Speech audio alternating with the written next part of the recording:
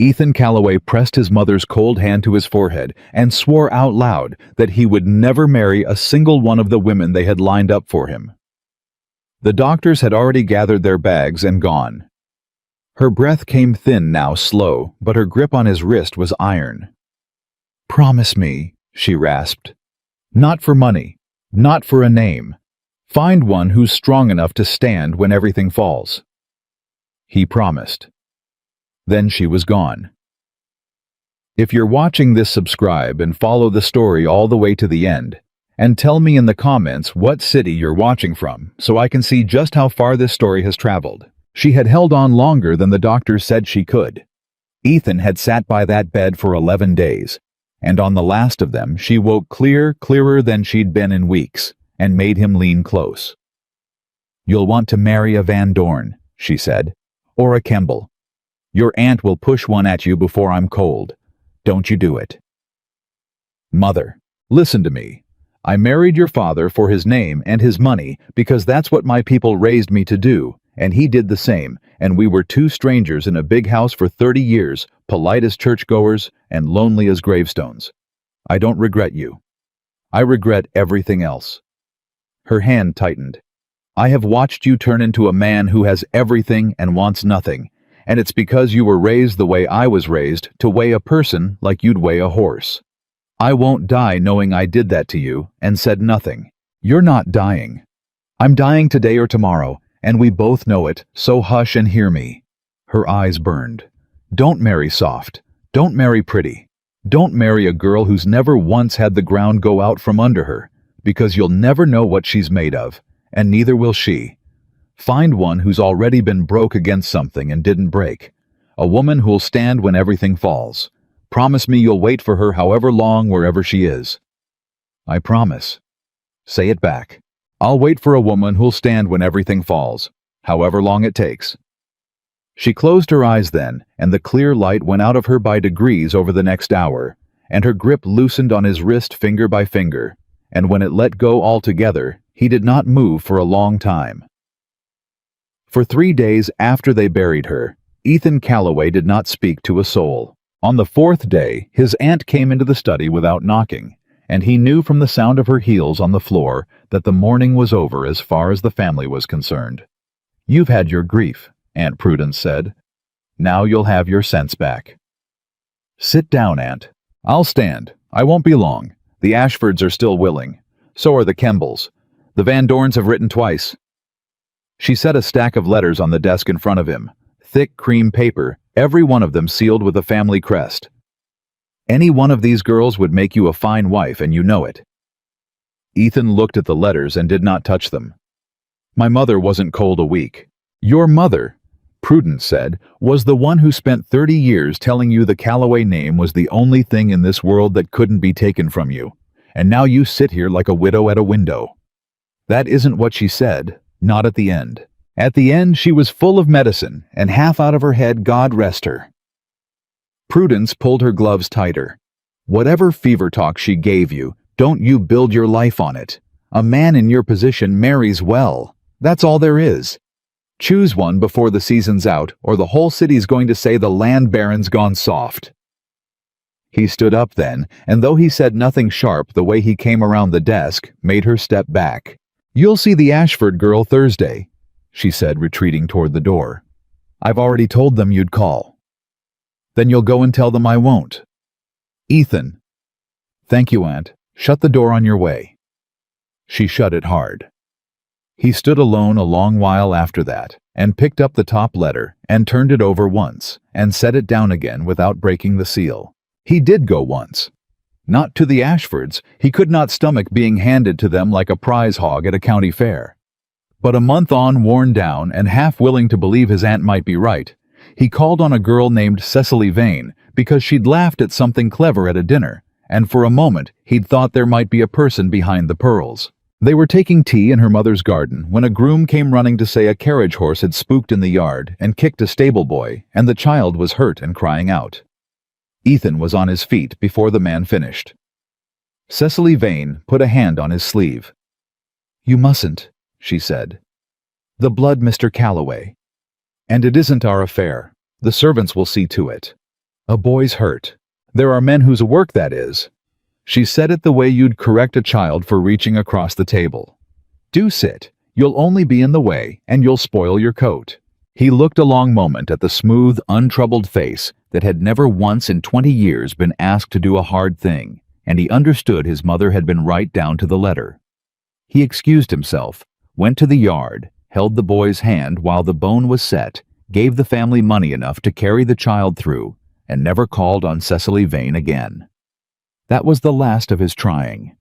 After that, he only refused. The word she'd feared got loose anyway. Cities are small when it comes to gossip, no matter how many people crowd them.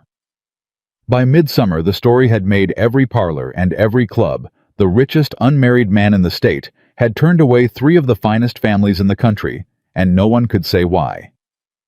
Some said he was ruined and hiding it.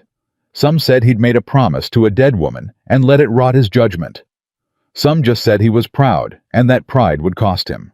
He heard it himself once at a supper he never should have gone to. "There he is," a man murmured to another 2 chairs down, not quite low enough. "The one who can't pick a wife. Can't or won't. Same thing at his age. My money says he dies alone in that big house with nobody's name but his own on the door." Ethan set his fork down, and the 2 men caught the sound and looked over and had the decency at least to color. "Gentlemen," he said, "you'll want to lower your voices or raise your courage, one or the other." Neither of them raised anything. He rose, thanked his host, and left before the soup was cold. He did not go to another supper after that. What ate at him wasn't the talk. He'd never much cared what a room full of soft men thought of him. What ate at him was that some part of him suspected they were right, not about the pride, but about the ending. He had everything a man could point to and hold up, and he woke every morning in a house so quiet he could hear the clocks disagreeing with each other from 3 rooms away, and he could not have said if a man had put a gun to him what any of it was for. His mother's words wouldn't let him rest. Find one who's strong enough to stand when everything falls. He had turned it over so many nights, it had worn smooth. He had looked God help him at the daughters they paraded past him, and he had asked himself the question. Honestly, each time would she stand, and each time the answer came back the same, because he had watched these girls faint at a raised voice, and weep at a cross word, and treat a rainstorm like the end of the world. They had never in their lives had a single thing fall. How was a man to know if they'd stand? He was still asking it the night he made up his mind to go. His man of business, a careful old fellow named Dorsey, came the next morning and found trunks in the hall. "You're traveling, sir?" "I am." "To Warren, west, out into the country. I couldn't tell you the town because I don't know it yet." Dorsey set his case down slow. "Forgive me, the Hartwell contracts close in 6 weeks. Your presence. You'll close them without me. You've closed harder ones. And if a family should call while you're... Then you'll tell them the truth, Dorsey. Tell them Mr. Calloway has gone looking for something, and he'll be back when he's found it, and not 1 hour sooner." He clapped the old man on the shoulder gentler than his words. "Don't look at me like I've lost my mind. Maybe I'm just now finding it." "May I ask what you're looking for, sir?" Ethan thought about that a moment. "A woman my mother would have been proud of. That's the whole of it. You could find such a woman here." "No," Ethan said. "I couldn't. I've looked here 5 years. Here there's nothing to fall, so there's no way to know who'd stand. Out there everything's falling all the time. Out there I'll be able to see." Dorsey didn't understand it and didn't pretend to, and that was one of the reasons Ethan trusted him. "How long, sir?"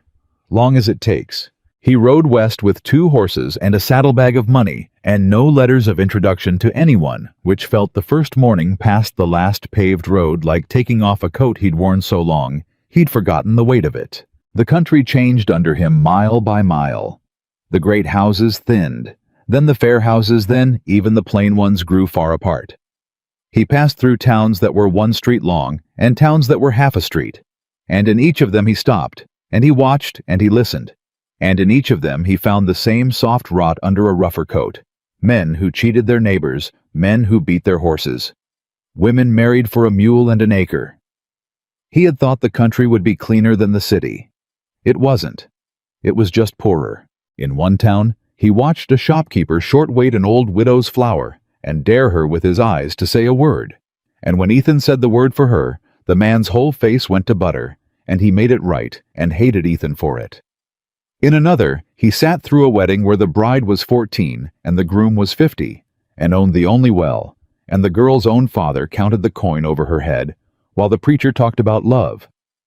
Ethan rode out of that town before the dancing, and was sick behind a fence, and he was a man not easily made sick. He began to wonder if his mother had sent him chasing a thing that didn't exist anywhere at all. He was 3 months gone, and near to turning back, when he heard the name. It was in a low tavern in a town called Poor Fork, and he was nursing a coffee in the corner and half asleep on his feet, when 2 men at the bar started in on a woman the way men do. "Reed girl still up on that farm alone, they say. After the winter she had, I'd not have bet a nickel she'd see spring. She saw it. Split her own wood, drove her own team, buried her own dog when the wolves got it, and never once come down the mountain to ask a man for so much as a match. My wife took a basket up in February thinking to find a corpse. Found the woman up on the roof patching shingles in the sleet." The man laughed, but it wasn't a mean laugh. "Big as she is, she near went through the roof, and still she finished the patch before she'd come down and eat. Big as she is." The other man snorted. "That's a charitable way to put it. You go up that mountain and split a cord before breakfast, Harlan. Then you can talk about how she's built. I've seen strong men, and I've seen that woman, and I know which I'd want at my back if the barn caught fire." Ethan had gone very still in his corner. "Big as she is, mean as this valley's been to her, she still took my wife's basket and sent it back full." The first man went on quieter now, filled it with the last of her own preserves and wouldn't hear a no. "My wife cried the whole way down the mountain. Said she'd never once in her life seen a person with so little give so much." "She'll lose that farm by fall all the same," Harlan said. "Sentiment don't pay a mortgage." "No, it don't." The first man drank. "But I'll tell you what. When they finally run her off it and somebody will, this valley's going to be a poorer place than it was. And it ain't the money I'm talking about." "What's her name?" Ethan said. Both men turned. They took in the cut of his coat and the quality of his boots, and went careful the way poor men go careful around money. "Whose name, mister?" "The woman on the mountain. You said Reed. Martha Reed. Matty folks call her. Why's a gentleman like you asking after Matty Reed?" The man's eyes narrowed, not unfriendly, just wary. "She ain't for sale if that's your meaning, and she'd knock your teeth down your throat for thinking it." "That's not my meaning," Ethan said. "How do I find the farm?" "You don't want to go up there tonight. Storm's coming down off the ridge. You'll not see the road." "How do I find it?" The man looked at him a long moment, then told him. "Because there's a kind of certainty in a man's voice that people answer whether they mean to or not. Up the fork road to the split oak left along the creek. Keep climbing till the trees give out and the fences start. You'll know the Reed place," the man said, "because it'll be the one still standing when everything around it's fallen down." Ethan left money on the table for a meal he hadn't eaten and went out to his horse. "Mister." The man had followed him to the door. "I'll say this once friendly. If you're going up there to make sport of that woman, or to cheat her, or to court her for whatever a man like you courts a woman like her, for you, turn around now. She's had grief enough. There's plenty round here look out for Matty Reed." "I'm not going up there to do her harm," Ethan said. And then, because it was the truest thing he'd said in 3 months, "I don't rightly know why I'm going up there at all, but it isn't that." He rode into the weather. The storm caught him on the creek road, just like the man said it would, and by the time the trees gave out, he was soaked to the bone and blind past his horse's ears, and he'd have missed the farm entirely if not for the sound. Not a shout, not a bell. A steady, rhythmic crack, crack, crack cutting clean through the roar of the rain, the sound of an axe biting wood over and over without a single stroke wasted or a single one missed. He followed the sound and came up on the yard, and there she was. She was splitting wood in the downpour like it was the mildest morning God ever made. She was a big woman, broad through the shoulder and heavy through the arm and hip, and she stood a log on the block and swung and buried the axe, and the log fell in two, and she stood the next one up before the halves had finished rolling. Rain ran off her in sheets. She didn't hurry, and she didn't rest. Ethan sat his horse at the edge of the light and watched, and something moved in his chest that he had no name for, and hadn't felt in so long he'd half decided he'd lost the machinery for it. She saw him before he spoke.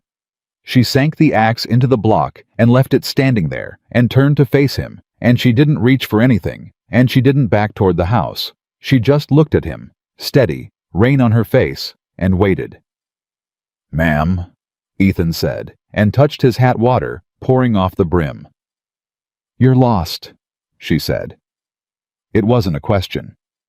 Nobody comes up this road on purpose in weather like this. "I came up on purpose." "Then you're a fool, and being a fool's the same as being lost, only you did it to yourself." But she said it without heat. "Get down off that horse before you fall down off it. There's a lean-to on the barn'll keep him out of the wet." "I don't want to trouble you." "You're already trouble, mister. Question's just whether you'll be dry trouble or wet trouble, and I'm too tired to watch a man drown standing up." She jerked her chin toward the barn. "Go on." He got down, his legs near buckled. He'd been in the saddle since before noon, and she watched him steady himself against the horse and said nothing about it, which he was grateful for. "There's coffee inside when you've seen to him," she said, and picked her axe back up. "You're going to keep splitting in this. Wood doesn't split itself because a stranger showed up cold.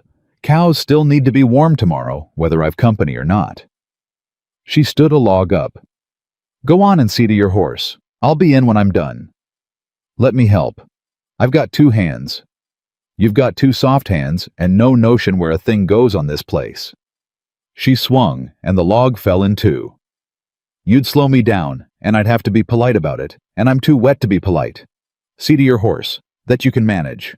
He saw to the horse. It took him longer than it should have, his hands stiff and clumsy with cold, and the whole time the axe kept up behind him. Crack, crack, crack, unhurried, unstopping, and he found himself counting the strokes without meaning to, and lost count somewhere past 40. He had watched laborers work all his life from the far side of a window. He had never once stood close enough to hear the breath a swing takes out of a body, and it did something to him he couldn't have named. When he came into the house, she was already there, still in her wet things, feeding the stove. She'd left a towel on the table for him and a tin cup steaming beside it. "Sit," she said. "You're shaking the floor." He sat. He wrapped his hands around the cup and drank, and it was the best coffee he'd had in 3 months, which is to say it was bad coffee, but it was hot, and she'd made it and given it to a stranger with nothing asked in return. "I'm obliged to you," he said. "You're not, but it's polite of you to say so." She pulled a second chair around and lowered herself into it, and he saw for the first time the cost of the day on her, a tightness at the corners of her eyes, a slowness in how she moved once she'd stopped moving. She was tired in a way that went past the muscles. "Now, you'll tell me your name and you'll tell me your business, and if I don't like either one, you'll finish that coffee and go back the way you came, storm or no storm. I've fed strangers before, and I'll feed them again, but I don't sleep under the same roof as a name I don't know." "Ethan Calloway." She waited. "That's the name," he said. "There's not much business to tell. I'm traveling." "Traveling?" She looked at his coat where it hung dripping by the door, and his boots, and back at his face. "Men with coats like yours don't travel. They arrive. There's a difference. A traveling man's got a reason he's moving. What's yours?" He'd meant to lie. He'd had a lie ready for 3 months, a decent one, about buying land or scouting timber. It died in his mouth under her plain look. "I made my mother a promise before she died," he heard himself say. "That I'd find a certain kind of woman to marry, not for money, not for family. A woman who'd her word stand when everything falls. I've been 3 months looking, and I'd about decided she'd asked me for something that isn't real. And then a man in Poor Fork told me about a woman up a mountain who patched her own roof in an ice storm rather than come down and ask for help, and I got on my horse." The silence stretched out. Then Mattie Reed laughed. It was a real laugh from the belly, and it caught him off guard so hard he nearly spilled the coffee. "You rode up a mountain in a thunderstorm," she said, "to look at me and see if I'd make you a wife. When you say it like that, There's no other way to say it. That is what you did." She wiped her eyes, still grinning. "Mister, I've been called a lot of things in this valley. Ox, draft animal.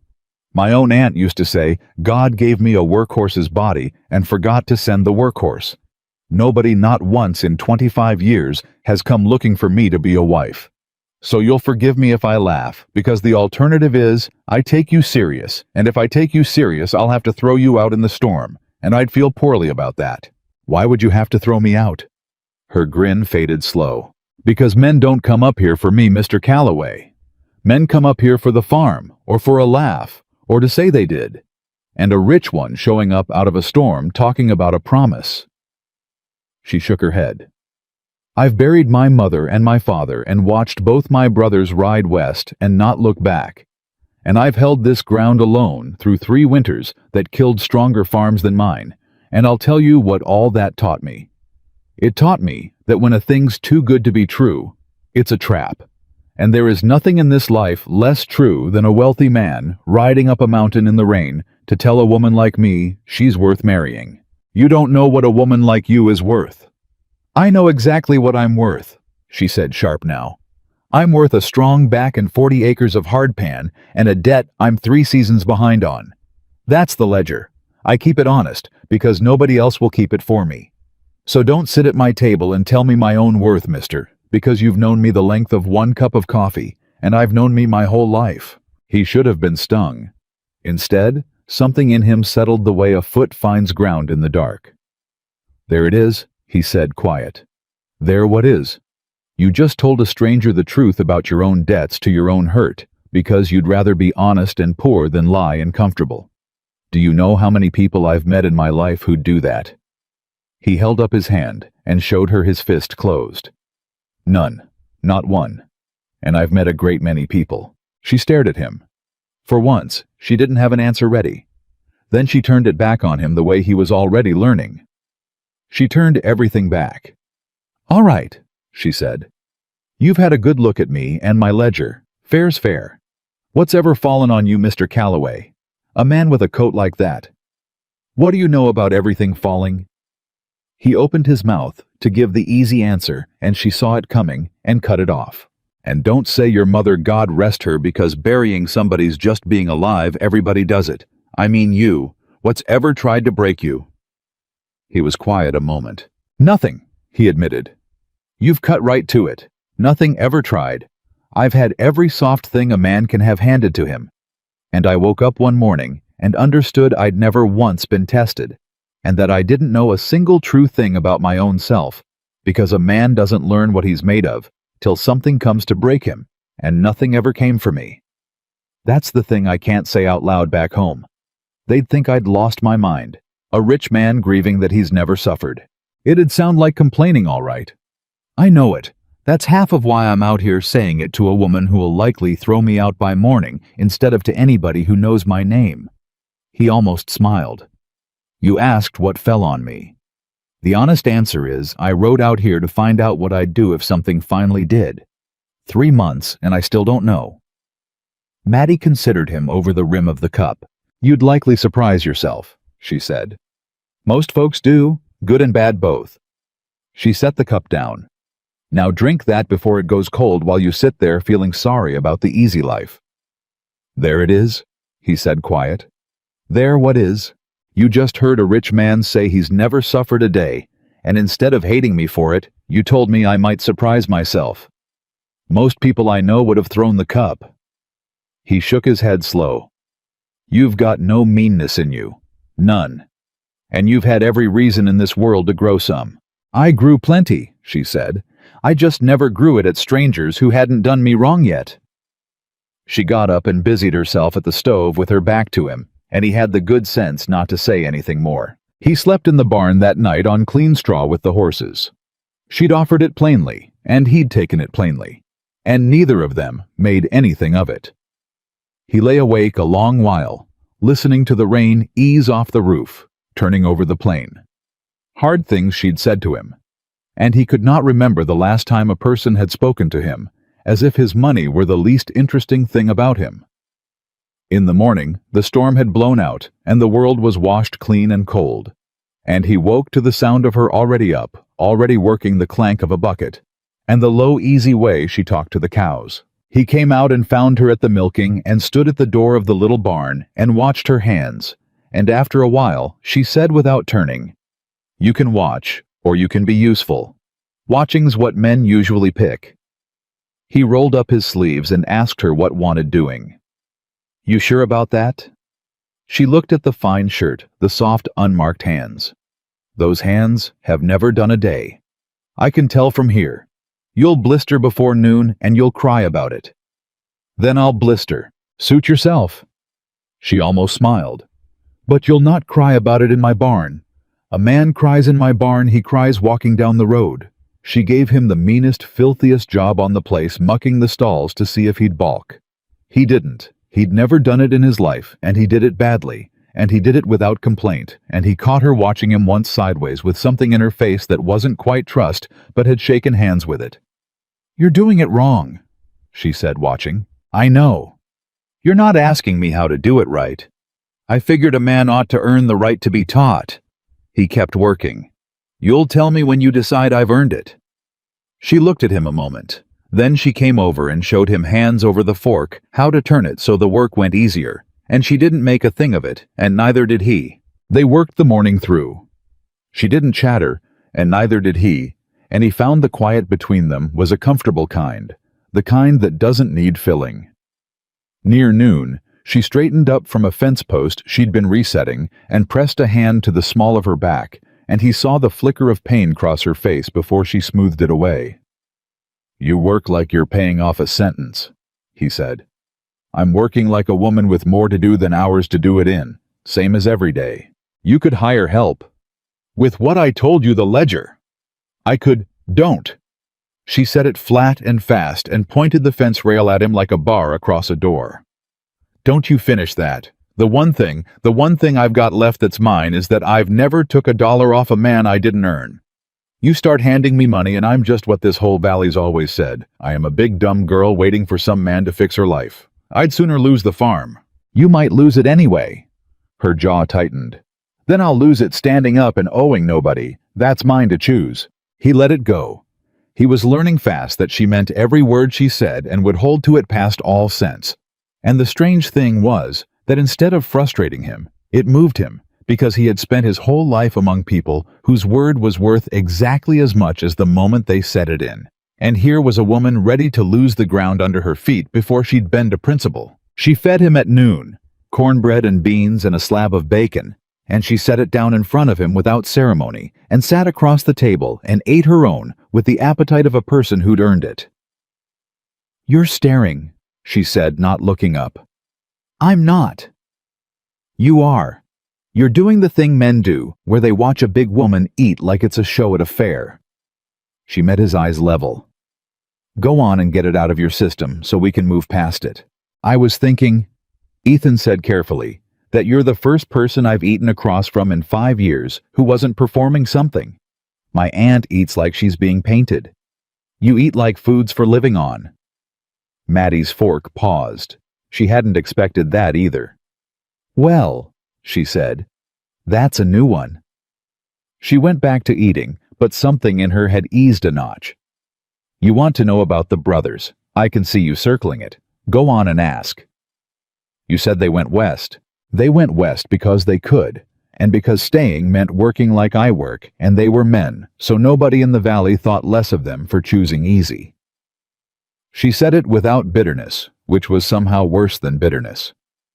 "Caleb and Tom. Good boys mostly. When Daddy got sick, they told me they'd send money once they got settled. That was 3 years ago. First year they sent a letter. Second year nothing. I stopped looking for the mail." She wiped bread through the beans. "I don't hold it against them. A man's supposed to go make his fortune. A woman's supposed to stay and mind the graves. That's the law of the valley, and I'm the last one home to mind these graves, so here I am. And nobody helped you." "People helped, some. Old Pruitt lent me his mule the spring mine died. The Hendersons send a boy up at branding." She looked at him. "But help and want are two different things, Mr. Calloway. Folks'll help me. Not a one of them wants me. There's a difference, and I learned it young. When I was 17, there was a barn dance, and I put on my mother's blue dress, and I walked the whole 3 miles down, and I stood against the wall the entire night, and not one man asked me, and near the end, I heard 2 of them arguing over who'd have to. She said it plainly. A fact reported no crack in her voice. I walked the 3 miles home in the dark, and I burned the dress in the stove, and I never went to another dance. That's when I learned my worth. Right there against that wall. So you'll understand why I laughed last night. Ethan had set down his fork. Those men were fools, he said. They were ordinary. That's worse than fools. Fools you can forgive. She stood, gathered the plates. I'm not telling you for pity. I don't want your pity, and I'll throw you out if you offer it. I'm telling you so, you'll quit looking at me like I'm a mystery you rode up a mountain to solve. There's no mystery. I'm a woman the world took a good long look at and decided wasn't wanted, and I decided to go on and be worth something anyway to myself since nobody else would price me fair. That's the whole of it. Now come reset that far fence before we lose the light. He got up and followed her out, and he thought walking behind her broad, steady shoulders across the yard that he had met dukes and senators and men who owned rivers, and not one of them had ever said a thing to him as brave as what that woman had just said, clearing beans off a table. They were coming back up from the lower field when the rider came. He came hard up the creek road, a young man on a lathered horse, and he was calling her name before he'd cleared the trees. Maddie Reed. That's Eli. She was already moving faster than a woman her size ought to move, and Ethan went with her. Eli Turner works the mill down the valley. He doesn't ride like that for nothing. The young man hauled his horse up in the yard and near fell out of the saddle. He was maybe 20 mill dust still in his hair, and his face was white. Maddie, thank God. I thought I'd not beat them up. He gulped air. You have to listen. There's men coming. Hale's men. This afternoon, maybe sooner. They've got paper on you. Paper? Maddie went still. What paper? I'm behind on the mortgage, but I've got till the fall term. It's in the county book. I've seen it myself. Not the mortgage. Eli got the words out in a rush. A debt. An old debt, they're saying, from your daddy. Signed and witnessed and everything showing your daddy borrowed against the whole farm from Victor Hale's company 8 years back and never paid a cent, and now it's called due, all of it today. And if you can't pay it... He stopped, his throat working. They mean to take the place. Legal. Sheriff's coming with them to make it legal. This afternoon. My father never borrowed $1 from Victor Hale in his life. Maddie's voice had gone quiet and terrible. My father would have sooner shook hands with the devil. I know his ledgers. I've kept them since he died. There is no such debt. They've got the paper, Maddie. I saw a copy myself down at the mill office where they posted the notice. It's got his name on it. It's got his mark. Then it's a lie and a forgery, and I'll say so to the sheriff's face. They don't care if it's a lie. Eli's voice cracked. That's what I rode up to tell you. It's not just you. It's the Hendersons and Old Man Pruitt and the Cobb place.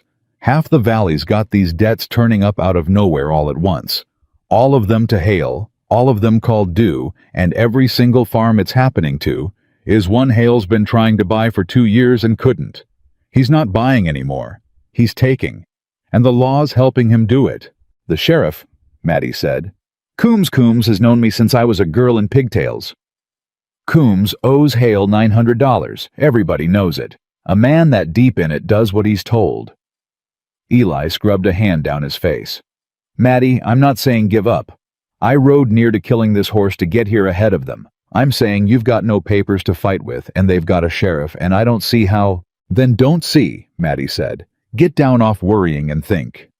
But her hands had curled into fists at her sides, and Ethan saw for the first time something in her face that hadn't been there through the whole storm or the whole hard morning fear. Not for herself, for the ground. This farm is the only thing my family's got left in this world that says we were ever here. My mother's under the foundation of that house. My father dug his grave with his own hands beside her and made me promise I'd keep them company.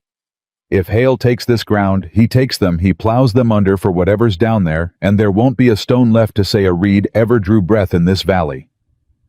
Her voice shook and steadied. "I'll die before that. I mean it plain. I'll die on this porch first."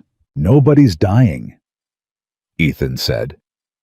The yard went quiet, except for the blowing of the tired horse. Ethan spoke for the first time since the boy had ridden in.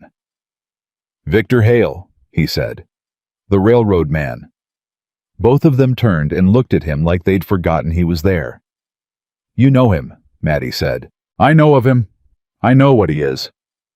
Ethan's jaw had set hard. "I've sat across tables from 3 men like Victor Hale in my life, and I know how they work. They don't do a thing this bold, this crooked, this all at once unless the prize is enormous. A man in his position risks prison to forge a debt. He does not risk prison for 40 acres of hardpan and a widow's cornfield." He looked at Maddie and his voice dropped. "The question you want to ask isn't why he's coming for you. It's what's under your land that's worth a railroad breaking the law to reach." Maddie stared at him. "Under my—" She stopped. Something crossed her face, a memory surfacing whole. "My father. The last year before the fever took him. He got strange about the low field. Wouldn't let the boys plow past the creek bend. Spent a week down there with a lantern doing God knows what, and when I asked, he'd only say—" Her voice caught. He'd say, "It's not ours to lose yet, Maddie. Not till I've made it safe." I thought he'd gone soft in the head. I thought the fever was already in him. Her hand came up to her mouth. And at the end he wasn't making sense by then. He kept mixing up the years, but he kept saying one thing over and over. "It's in the safe place, girl, where your mother is." I thought he meant heaven. I thought he was telling me he'd see her soon. "Where's your mother buried?"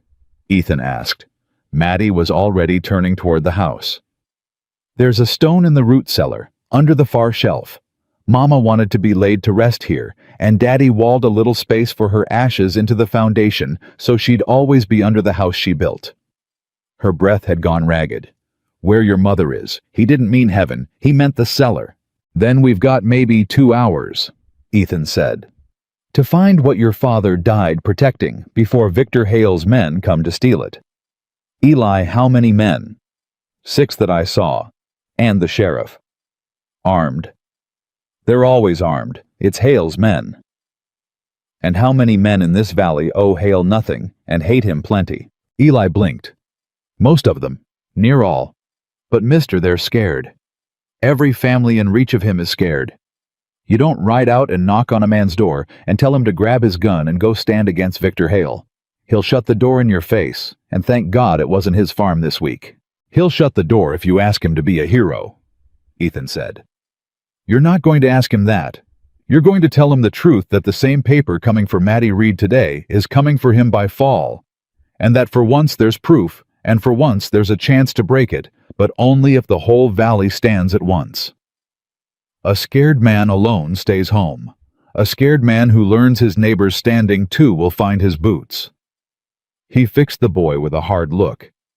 "Can you carry that fast into every door?" Eli sat up straighter in the saddle. Something in the boy's white face firmed. "I can carry it." "Then before you rest that horse you ride, every last door." Ethan was already moving toward the house, and Maddie was moving with him, and something had changed in the set of both their shoulders. "Maddie, show me the cellar. If your father was half the man his daughter turned out to be, he didn't just hide it. He left proof, and he left it where a Reed would think to look and a Hale never would." She stopped in the doorway and looked back at him. This stranger who'd ridden up out of a storm the night before, talking about a dead woman's promise, and now stood in her yard ready to fight a railroad. "Why?" she said. "You've known me one day. This isn't your fight. You could ride down that mountain right now, and nobody in the world would say a word against you. So why?" And Ethan Calloway, who had spent 5 years unable to answer his aunt, unable to answer Dorsey, unable to answer the men at the supper table, found that this answer came to him easy and whole and true. "Because my mother told me to find a woman who'd stand when everything falls," he said. "And everything's about to fall on you this afternoon. and I've never in my life been so sure of anything as I am that you're going to stand." He held the door. "I'd just as soon stand next to you when you do." Maddie Reed looked at him a moment longer. Then she wiped her face with the back of a big work-hardened hand and squared those broad shoulders that a whole valley had spent her whole life calling ugly. And she went down into the dark of the cellar to dig up what her father had died to keep with a rich stranger at her back and 2 hours on the clock. The cellar steps were rotten, and she took them fast anyway, and Ethan came down behind her with a lantern he'd grabbed off the wall, and the dark closed over both of them cold and close. "Far shelf," she said. "Help me move it." They put their shoulders to it together. The shelf was oak and heavy and packed with jars, and Maddie didn't stop to clear one of them, just heaved, and the jars slid and smashed on the floor, and neither of them looked down. There. She was on her knees in the wet, running her hands along the foundation stones. "There's a mortar line here that never set right. Daddy pointed it once and told me never to mind it. Never to mind it." Her voice broke on the second time. "He wasn't losing his head. He was telling me. He was telling me, and I thought he was dying stupid." "Maddie, I called it in my own mind. I thought my daddy's dying stupid. God take him quick." She dug her fingers into the mortar line, and it crumbled soft, too soft, packed loose on purpose. "He was smarter dying than the whole valley's been alive." "Get the edge. Both hands." The stone came free. Behind it was a hollow the size of a bread box, and in the hollow sat a wooden case wrapped in oilcloth, and beside the case, pressed into the dirt, where the ashes were a second small stone rounded river. Smooth, the kind a man picks up because his wife liked it. Maddie put her hand flat against that stone and held it there a second before she took the case. "All right, Mama," she whispered. "All right." Then she came up off her knees with the case against her chest, and Ethan lifted the lantern, and they got the oilcloth off it, right there on the cellar floor. No time, no patience. Her fingers, and his fingers both. Inside were papers. A stack of them tied in string, and a leather journal gone dark at the corners, and Maddie pulled the top sheet loose and turned it to the light and read it and went dead white. "What?" Ethan said. "What is it?" "It's a receipt." Her voice had gone strange. "A receipt from Hale's own company, made out to a man named Deacons. Paying him, it says right here, paying him $40 to swear before a notary that he witnessed my father sign a note he never signed." She looked up. "They kept a receipt. They paid a man to lie, and they wrote it down, and they kept it in their books, and somehow my father got a copy of it, and he hid it under my mother." "How would your father get their books?" "I don't know. I don't—" She was already pulling the next sheet. "This one's the same. A different name. Cobb. Paid $30 to swear he saw old man Cobb take a loan, and this one Henderson 25.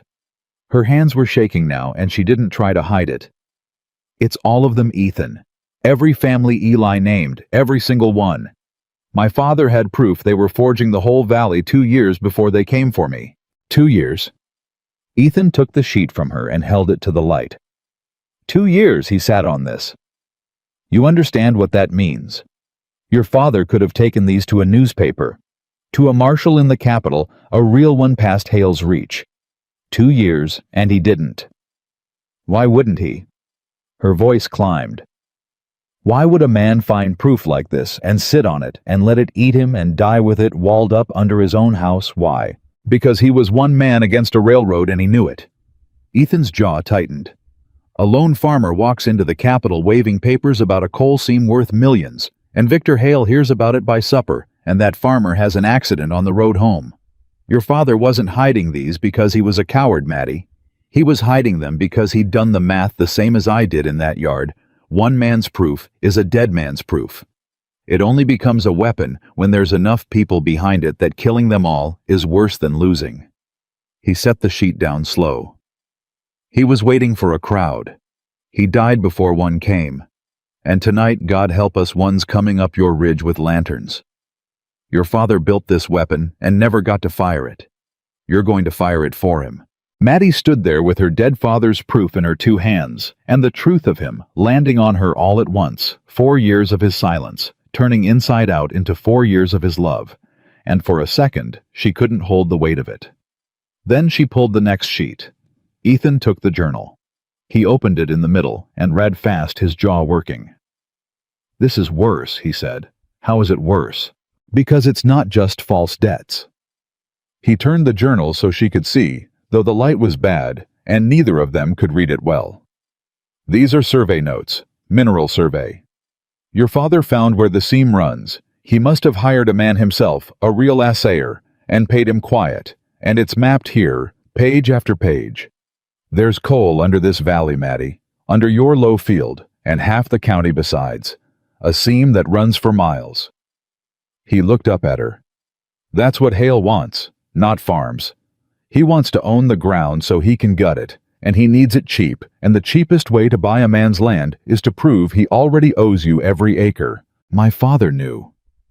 She sat back on her heels in the wreckage of the jars. "My father knew all of it, and he never told me.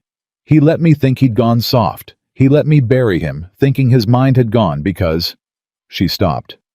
Somewhere above them, a board creaked, and they both froze, and Maddie's hand shot to Ethan's wrist and gripped it hard enough to hurt. They waited. The creak did not come again, just the house settling or the wind. "Not yet," Ethan breathed. "Not them yet. Keep moving. Because if you'd known you'd have fought," he went on low. "And if you'd fought before he was ready, they'd have killed you for it and taken this anyway. He kept you ignorant to keep you alive. He was buying you time to be strong enough." "That's the cruelest kind of love there is," she said. "It's the only kind he had left to give." She turned another page of the journal, and her breath stopped. "Ethan?" Her voice had gone thin. "There's a name in here I know. In my father's own hand. He wrote, if they come it will not be Hale who does it. It will be his man. Watch the quiet one. Watch Deakins." She looked up. "Deakins is the name on the first receipt. The witness Hale paid $40 to lie. My father knew the man's name. My father was afraid of one particular man enough to write it down and warn me from the grave, and I've never in my life heard that name till today." "Then you'll remember it now," Ethan said. "If a quiet one turns up in that yard tonight and everybody else is loud, that's the one you don't turn your back on. There's more." She was reading fast, her lips moving. "He kept a running list. Dates. Every time a Hale man came sniffing round the low field, my father wrote it down. 4 years of it. 4 years he watched them circle this ground and said not one word to me, and smiled at his supper and told me to mind the fence and never mind the mortar." Her voice cracked clean through. "I thought he stopped talking to me because the fever took his sense. He stopped talking to me to protect me. And I was angry at a dying man for going quiet." She pressed the journal to her chest. "God forgive me. I was angry at him." "He'd forgive you in a heartbeat," Ethan said.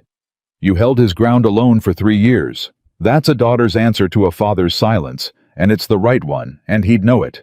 Now put it away. We can grieve when the ground's still ours."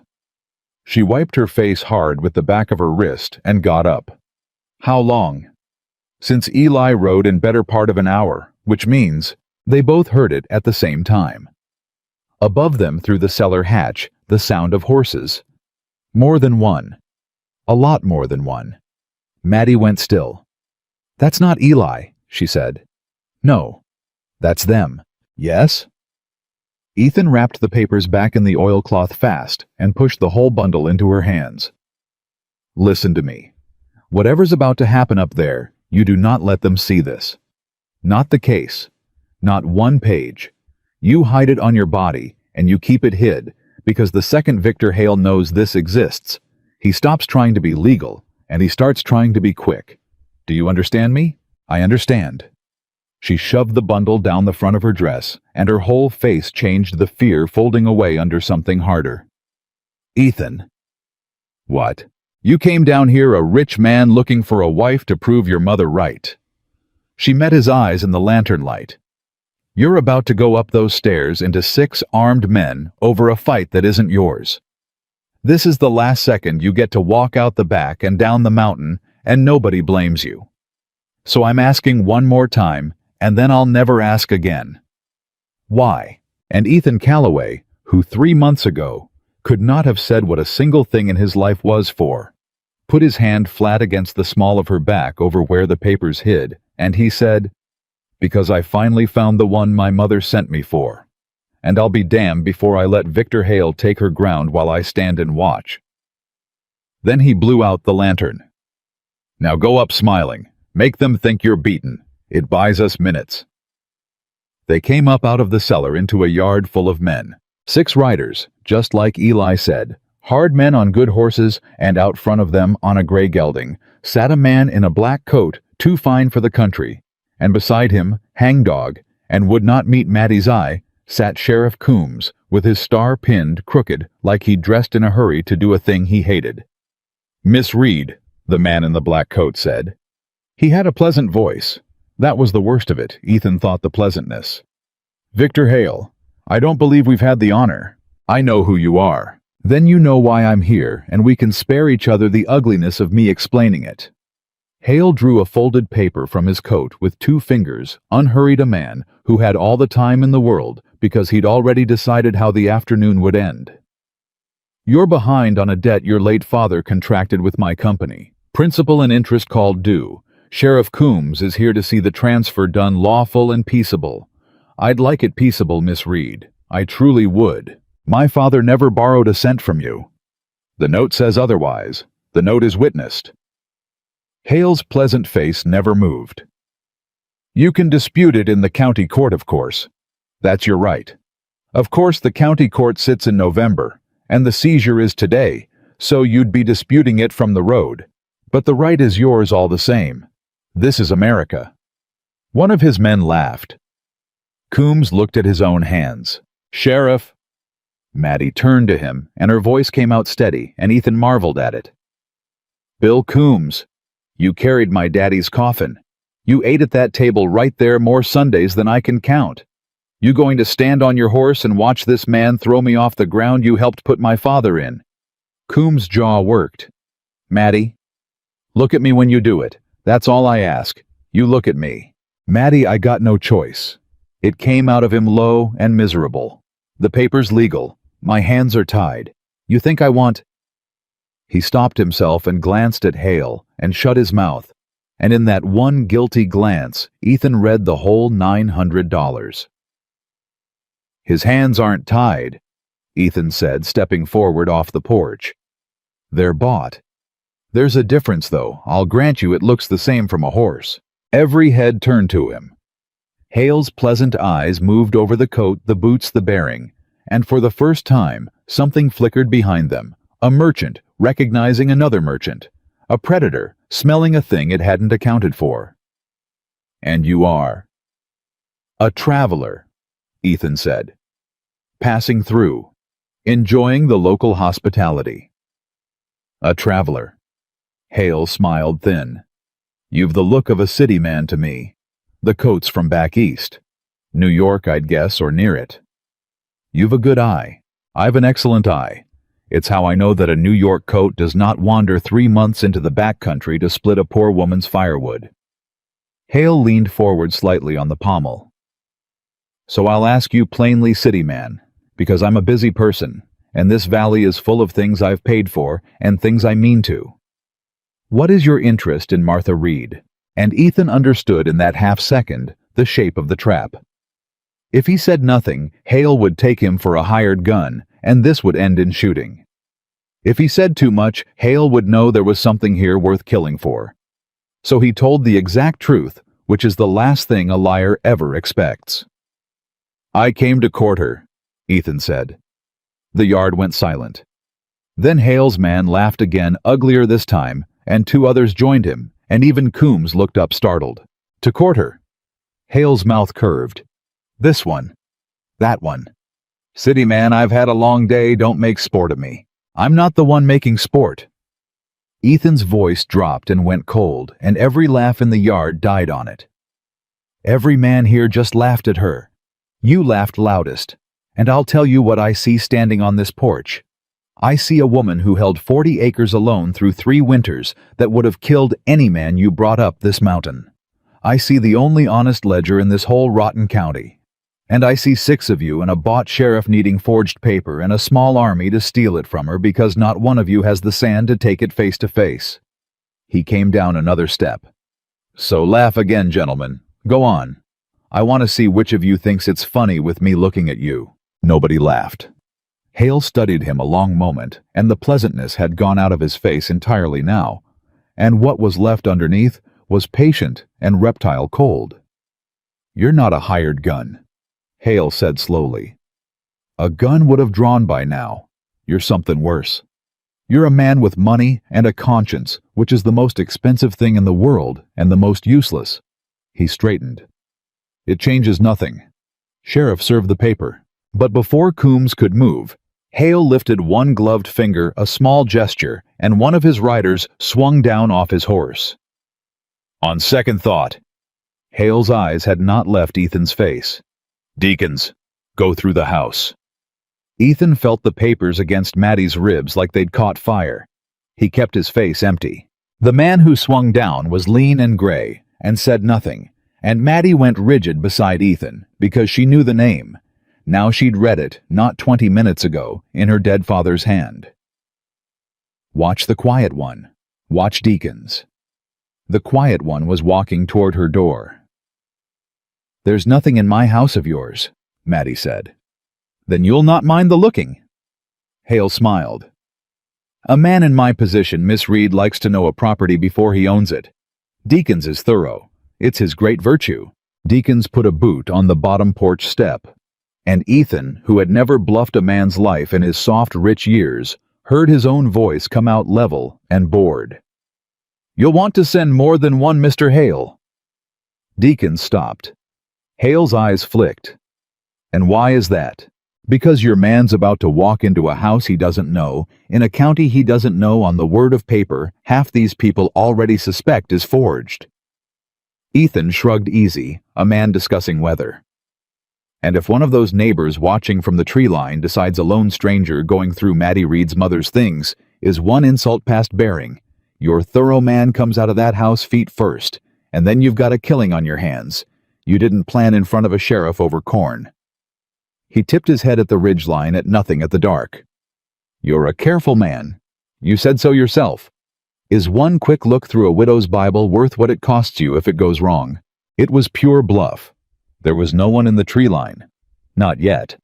But Hale had built an empire on knowing exactly how much a thing was worth. And he weighed it now.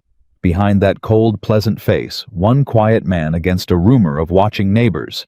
And he found the math not to his liking. Deacons. A pause. Later, when it's ours and empty. The gray man stepped back off the porch without a word, and Ethan let out no breath, though every muscle in him wanted to. You've a quick-tongued city man. I'll remember it. Sheriff served the paper. Wait. Maddie stepped up beside Ethan. You want peaceable. You said so. I heard you. She had her chin up. I'll go peaceable. I'll walk off my own land without a fight, and you won't have to spend a bullet or a headline on it. On one condition. Hale tilted his head. I don't generally take conditions, Miss Reed. You'll take this one because it costs you nothing, and it saves you trouble. Give me till sundown. Let me pack my mother's things and my father's Bible and walk off this ground on my own feet with what dignity I got left instead of being dragged. Sundown. Then it's yours free and clear, and I'll sign whatever you put in front of me and never darken your county court. She spread her empty hands. Or you can drag a fat farm woman off her land in front of your own men and the sheriff, and you can wonder for the rest of your life which of them tells the story in a saloon and how it grows in the telling. Your choice, Mr. Hale. You're the busy man. Ethan kept his face still, but inside something in him sang because he saw what she was doing.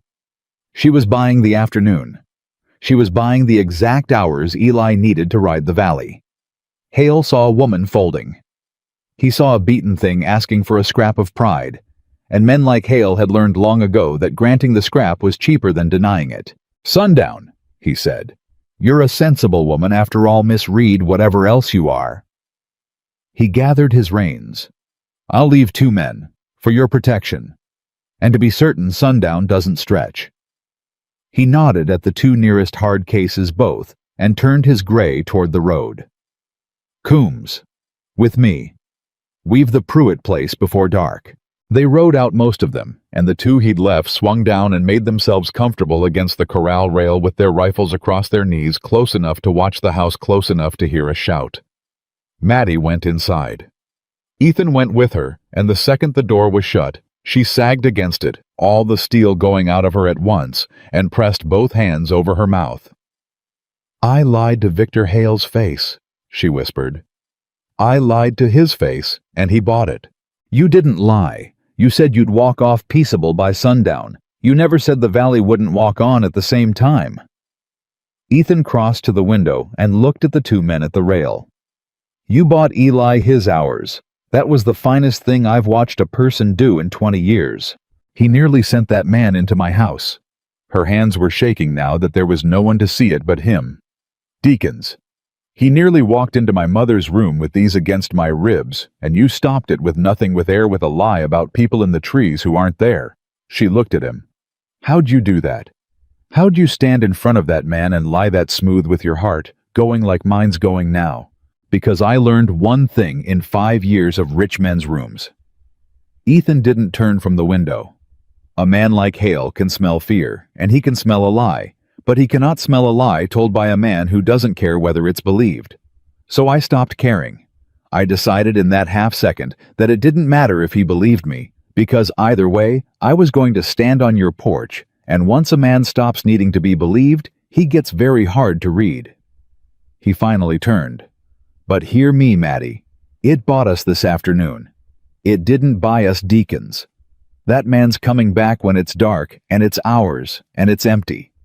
Those were Hale's own words, and that man read something in your face out there. He's quiet, but he's not blind. If it comes to a search tonight, we don't get to bluff him twice. Then we don't let it come to a search. She pushed off the door steel, coming back into her by inches. What do we do till dark? We wait. We look beaten. And we get you ready to hide these somewhere better than your dress. Because if this night goes the way I think there's going to be a moment, men put hands on both of us, and I'd not have Victor Hale's coal survey fall out on the ground at his feet. He looked at the 2 men out the window. It won't hold. He left men. If Eli comes back with a crowd and those 2 see it, then we deal with those 2 before Eli comes. Ethan turned from the window. "How many guns in the house?" "My daddy's shotgun. 1 box of shells, maybe half full. That's it. That's enough if it doesn't come to using it." He was thinking fast now, and she watched him do it, and she'd never in her life seen a man think like that, like a river finding its way around stone. "Those 2 are bored already. Bored men get careless. When it turns dark, one of them's going to want coffee or a warm place, or he's going to have to go behind the barn, and the second they split up—" "Ethan." She'd gone to the window herself. "There's a 3rd one." "What?" "Coming up the creek road. Alone, on foot." She squinted. "That's not Hale's. That walks like—" Her whole body changed. "That's Eli. That's Eli coming back, and he's coming right up the open road into 2 rifles, and he can't see them from there. The barn's between him and—" She was already moving for the door. "They'll shoot him for a trespasser. I have to warn him. You go out that door, and they know something's wrong." Ethan caught her arm. "Let me." "They'll shoot you. They'll shoot a farm woman running and shouting. They'll only talk to a city man walking slow with his hands where they can see them." He was already opening the door. "Keep the shotgun by the window and your eyes on my back. If it goes bad, you'll know." He walked out into the yard with his hands loose and open at his sides, ambling a bored man come out to stretch his legs, and the 2 at the rail came up off it with their rifles half lifted. "Far enough, city man. Easy friend." Ethan stopped easy smiling. "Just stretching. A man can't sit a house all afternoon." He tipped his head toward the barn, toward the road beyond it. Eli was walking up. "Long as I'm up. That well behind the barn, still good, or's it gone brackish? I've a powerful thirst, and the lady's coffee's likely why." The nearer man snorted despite himself. How would we know? We ain't from here. No, you're not. Ethan kept walking slow, angling, putting his own body between the two rifles and the mouth of the creek road so that when Eli came around the barn, the men would have to shoot through Ethan to reach him. Where's Hale keep you boys between jobs? Not around here, I'd wager. There's not a bed in this county fit for a man does the work you do. Town, the second man said, warming the way a bored man warms to any voice. Over to Halley's Crossing. He keeps rooms. Halley's Crossing. Ethan whistled low. That's a long ride to steal a widow's corn. Man must pay well. Man pays fine. The nearer one's rifle had drifted down an inch. When he's minded to, when it goes clean. He spat. This one's took too long. Should have been done by noon. I don't like a job that runs to dark. No, Ethan said. A job that runs to dark's a job that's gone wrong somewhere. Any man knows that. And that was when Eli came around the corner of the barn 20 feet away, whistling head down, and looked up and saw two of Hale's men, and froze white as a sheet. Everything hung. The nearer man's rifle came up again fast, and his voice went hard. Who's that? Who the hell is that? Ethan did not turn around. He kept his eyes on the two men, and his voice bored, and his boots exactly where they were between the rifles and the boy. Eli, he said loud and easy before the rifle could settle. There you are. The lady's been asking after that mill order. You bring the flour or not? Eli's mouth opened. Nothing came out. The rifle stayed up. The flour boy. Ethan's eyes bored into him, and every word carried a second word underneath it. For the biscuits. You said you'd bring it up from the mill this afternoon. Did you bring it, or did you forget your own head again? Something clicked behind Eli's eyes, some understanding of the game. Yes, I left it at the bottom of the road, the sack split. I was coming to fetch a hand to carry it. Course you did. Ethan turned to the two men, rueful one working man to another, about a fool boy, and the very ordinariness of him took the tension out of the air like a slow leak. Mill hands, you spend $1 on the flour and lose it to a torn sack. That the mill boy Hales got running his messages. He added careless, and the nearer man grunted. That's him, simple as a post. Been up and down that road twice today. Looks it. Ethan agreed. Go on. Eli, go tell Miss Reed you split her flour again, she'll skin you. He jerked his head at the house. Go on. Eli went fast, keeping Ethan's body between himself and the guns the whole way, and the two men watched him go, and lost interest by degrees, because a fool mill boy with a torn flour sack was the least interesting thing in a boring afternoon, and that was exactly what Ethan had made him. The rifles came down. The nearer man leaned back on the rail. Ethan yawned, stretched, wandered back toward the house like a man with nowhere to be, and only when the door was shut behind him did his hands begin at last to shake. Inside, Eli was shaking. How'd you I near died? I come up that road and there they were and I thought, talk quiet. Ethan shut the door. What did you get? How many? They're coming. Eli's voice dropped to a rush. God, Maddie, they're all coming. I hit every door like the man said. Henderson's, Pruitt's, the Cobbs, the whole Dutch settlement past the creek. I told them like you told me the same paper's coming for all of them, and there's proof, and it's tonight or it's never. He swallowed. Some slammed the door, but more than half didn't. More than half went for their coats before I finished talking. There's men gathering at the mill right now, 20 at least, maybe 30 by dark. They're waiting on one thing. What thing? Maddie said. Eli looked at her, then at Ethan. Word, he said. That it's real. That the proof's real, and there's a plan, and it ain't just a fat girl and a stranger dying alone on a mountain so the rest of them can get shot for nothing. They want to know there's a plan before they bring their families into range of Hale's guns. He spread his hands. Is there a plan because I told them there was and I don't rightly know if I lied? The room went quiet. Maddie looked at Ethan. Ethan looked at the two men out the window and the box of shells and the shotgun and the papers hidden against Maddie's ribs and the last light already leaning gold across the yard. There's a plan, Ethan said. There is, Maddie said. There is now. He turned from the window. Hale left 2 men and rode to the Pruitt place, thinking he'd be back at sundown to a beaten woman signing paper. He does not know the valley's arming. He does not know these papers exist. Right now, this second, we know 3 things he doesn't. And in a fight, gentlemen knowing what the other man doesn't is the whole of it. He crossed to the table. Eli, you'll go back down to the mill and you'll carry these words exact. The proof is real. I've held it in my 2 hands. It names every family Hale forged, and it maps a coal seam under this whole valley worth more than every man there will make in 10 lifetimes. That's why he's stealing them out. Not for corn, for coal. You tell them that, and watch what it does to a man to learn. The thing he's about to lose is worth a fortune he never knew he was sitting on. Eli's eyes had gone wide. Coal. Coal. Now here's this plan, and you carry it word for word. Ethan set both hands flat on the table. They do not come up this mountain in a mob. A mob gets shot, and Hale gets his headline about lawless farmers and calls in real law from the Capitol, and then he wins. They come quiet. They come after full dark. They come with lanterns and with whatever guns they own, and they do not fire a single shot unless Hale's men fire first. Because the second, we're the ones who shot first, we're outlaws, and the second, he's the one who shot first in front of 30 witnesses, he's a murderer. You understand the difference? Everything turns on it. Lanterns and no shooting. Eli was nodding fast. Come quiet, ring the farm, and let him be the one to draw first in front of everybody.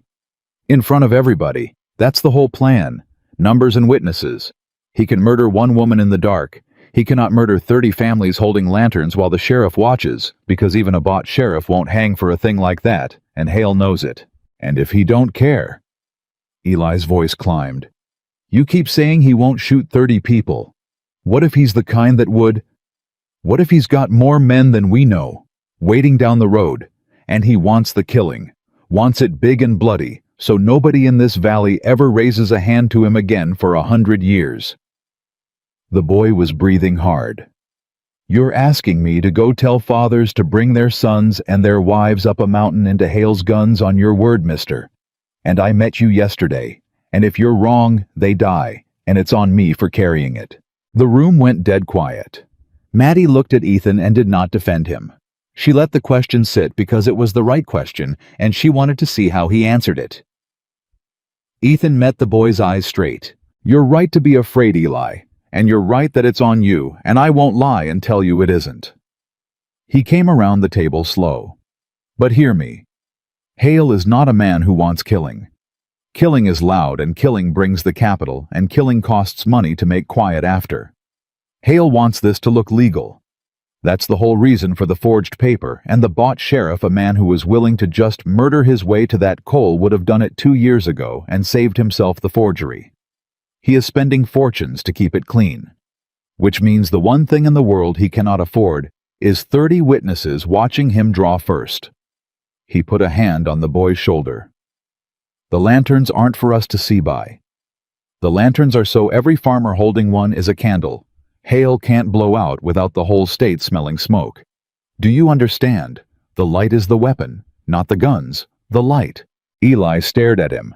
Something in the boy's chest steadied. The light is the weapon, he repeated. One more thing, and it's the one that holds it all together. Ethan straightened. When they come, one man carries a message ahead to Sheriff Coombs, wherever Hale's dragged him. And the message is this: the proof of the forgery is real, it's in safe hands, and copies are already made and given to men Hale can't reach. He looked at Eli. They're not made. Not yet. There's no time and no one to give them to. But Coombs doesn't know that. And a bought man who suddenly learns his crime is written down somewhere beyond his reach. That man starts thinking real hard about which side he wants to be standing on when the sun comes up. Maddie was staring at him. You'd turn the sheriff. I'd give the sheriff a reason to turn himself. It's cheaper and it holds better. A man like Coombs didn't go bad because he's wicked. He went bad because he owed $900 and Hale owned the note. Show that man a door out that doesn't end in prison and watch how fast he walks through it. Ethan looked at the window at the failing light. Eli, go. Down the back of the ridge, not the road. Those two can't see the back of the ridge. Fast as your legs go. Full dark lanterns, no shooting the word about the coal and the word to Coombs. Say it back to me. Eli said it back, all of it twice. His voice steadier each time, and then he was out the back window and gone down the ridge like a deer. And the two men at the corral rail never saw a thing but a fat farm woman's shadow moving behind her curtains and a bored city man yawning at her table. Then it was just the two of them again, and the light going, and the two rifles waiting in the yard. Ethan? Maddie sat down slow across from him. Can I ask you something, and will you tell me true? I've told you nothing but true since I walked in your door. That plan. She folded her hands on the table. The copies that aren't made. The sheriff you're going to scare into turning. The valley you're bringing up my mountain to stand in front of Hale's guns on a bluff. All of it turning on him, drawing first and 30 families being brave enough not to run. Her eyes searched his face. Have you ever done anything like this before? Have you ever once in your soft, rich life put people's lives on a bluff and had it hold? Ethan was quiet a moment. No, he said. No. Never. Not once. I told you the truth last night, Maddie. Nothing's ever fallen on me. I've never been tested a single day of my life. He looked at his own hands, the blisters she'd been right about coming up along his palms. So I don't know if it'll hold. I don't know if I'm the man to make it hold. What I know is that if we do nothing, you lose this ground and your mother and father with it by sundown. And if we run, the valley loses everything by winter. So we bluff. And I find out tonight at last what I'm made of. Same as you found out against that wall at 17. She looked at him a long time. You're scared, she said. It wasn't unkind. I can see it. You hide it good, but I can see it. I'm terrified. Good. She reached across the table and for the first time laid her big work-hard hand over his soft blistered one and left it there.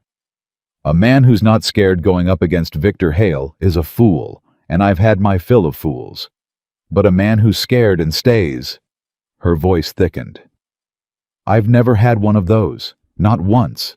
Not my brothers, not my daddy at the end, not a single soul in 25 years. I want you to know that. Whatever happens when it's dark, whatever Hale does, you're the first person who was scared and stayed anyway. For me. Just for me. She squeezed his hand. So we'll bluff Ethan Calloway. And if it doesn't hold, we'll go down owing nobody and standing up and together. Which is more than I ever thought I'd get. Maddie? Don't.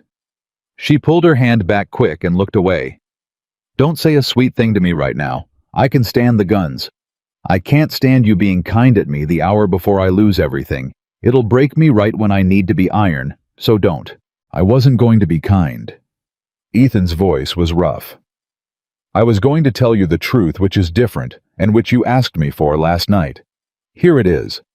I came up this mountain to find out if the woman a man in a tavern described was real or a story. And she's real. She's realer than anything I've touched in my whole life. And I spent 5 years turning away the finest families in the country because not one of those women would have looked at these papers and thought first of her dead father's grief instead of her own drowned fortune. And you did that down in the cellar with your world ending. You grieved for him first. He leaned in. My mother told me to find a woman who'd stand when everything falls. I don't want to marry you to prove her right anymore, Maddie. I'd forgotten I ever came for that. I want to stand next to you tonight because I can't imagine standing anywhere else. That's not kindness. That's the plainest thing I know. She sat very still. You've known me a day, she said, but it came out cracked.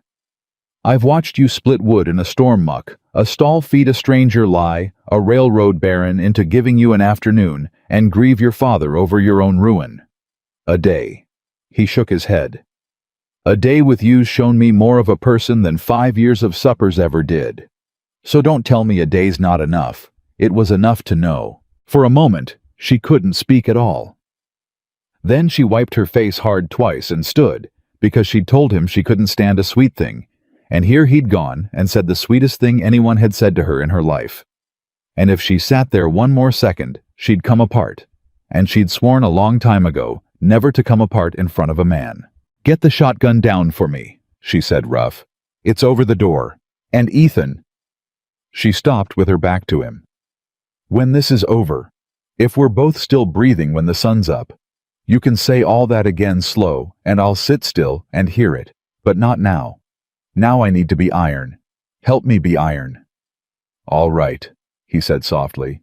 "Iron it is." He got the shotgun down. She loaded it at the table with hands that had steadied, and she set it across her knees, and the two of them sat in the dark and did not light a lamp, watching the two men at the corral rail through the window, waiting for full dark and the first careless one to move. It came the way he'd said it would. The light died the last of the way, and one of the men at the rail stood and stretched and said something to the other and started ambling toward the barn, unbuttoning his coat. A bored man who needed to go behind it. And down the black ridge, so faint at first, she thought her eyes were making it a single point of light caught and held. Then another beside it. Then a third and a fourth spreading out along the dark like stars deciding to come down and stand in a valley. "Ethan?" Maddie's breath stopped. "Look. Oh, look." He looked. "They came," she whispered. "You said they might not. Half of them slammed the door on Eli, you said. But look how many. Look how many came. They came for you, Maddie." Ethan's hand found hers in the dark and gripped it. Every one of those lights is somebody who could have stayed home and told themselves it wasn't their farm this week, and they lit a lantern and walked up your mountain instead. Whatever this valley told you for 25 years about your worth. His voice went hoarse. "There's your real ledger, coming up the ridge one light at a time." She was crying, and she didn't care, and she gripped his hand hard enough to grind the bones. And out in the yard, the bored man reached the corner of the barn and stopped, because he'd seen the lights too, and his voice cut across the dark, high and sudden, and no longer bored at all. "Wake up! Wake up! We got company. We got a whole lot of company coming up the—" "That's it." Ethan breathed and rose and drew Maddie up beside him, with the shotgun in her hands and the papers against her ribs and 30 lanterns climbing toward them out of the dark. "That's it. It's begun. Stand with me, Maddie Reed. Don't blink and don't fire and don't fall. Everything we've got rides on the next hour, and on him drawing first, and on you and me being too many, and too calm, and too right to break." He looked at her, and she looked back, and neither of them looked away. "Are you ready?" "I've been ready 25 years, Maddie Reed said. "Nobody ever came to stand with me till now." And she pulled open her own front door and stepped out onto her porch to meet them. A big overlooked woman with a shotgun and a stranger and a valley full of lights at her back. And out in the dark, the two hired men were shouting, and up the ridge, the lanterns kept on climbing, and somewhere down that road, Victor Hale was turning his gray horse around at the first far cry, not yet knowing that the beaten woman he'd left behind had spent his afternoon lighting the whole world up against him. The two hired men were on their feet now, rifles up, backing toward each other in the middle of the yard, as the lanterns kept climbing, and the nearer one swung his gun toward the porch where Maddie stood. "You," he barked. "Whatever you done, you call it off. Call it off, or I put you down where you stand." "I can't call off the dark," Maddie said. She did not raise the shotgun. She let it hang in one hand at her side, plain where every climbing light could see. It wasn't pointed at anybody. "And I can't call off my neighbors. They came up on their own feet. You want them gone? You go ask them. But I'd think twice, mister. There's a lot of them, and there's two of you, and every one of them's holding a light and watching what you do next." "Don't," Ethan said low beside her.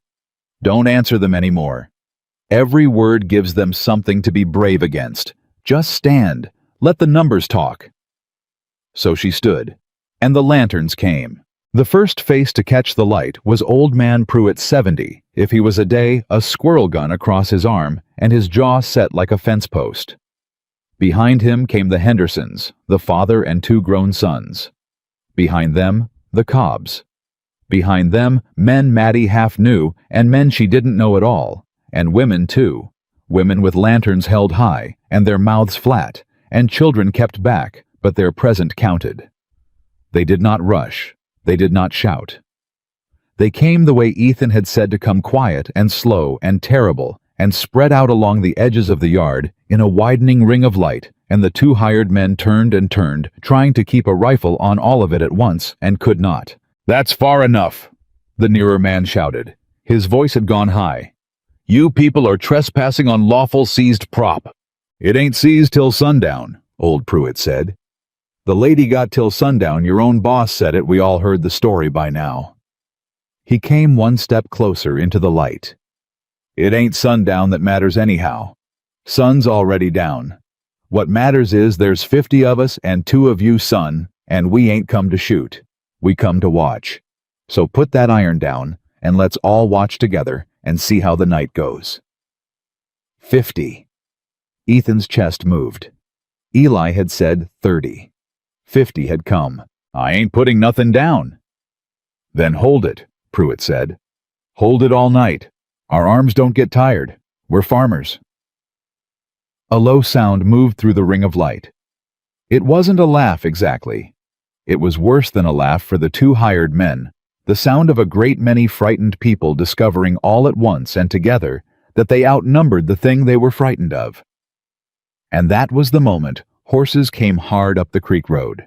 Hale, back at a gallop, 4 riders behind him, the gray gelding lathered, and the whole ring of light seemed to draw a breath and hold it as he came into the yard and hauled up and took it in the lanterns. The 50 faces, the woman on the porch who was supposed to be beaten, the city man beside her. For 1 second, Victor Hale's pleasant face was not pleasant at all. For 1 second, every one of the 50 saw exactly what was under it. Then the mask came back down. "Well?" He walked his horse forward a few steps, easy a man arriving at a party. "Quite a gathering, Miss Reed. I'd no idea you were so beloved." His eyes moved over the ring and started doing what those eyes always did, which was counting, pricing, weighing. "Neighbors. I'm glad you're here, in fact. It saves me sending riders. Most of you hold notes with my company. Most of you are behind. What's happening to Miss Reed tonight is what happens to a debt unpaid, and I'd have you see it up close so we needn't do this dance again farm by farm." Nobody moved. Nobody left. The lanterns held. "It's forged Hale." Ethan's voice carried flat across the yard. "Every note. Hers, theirs, all of it. And they know it now.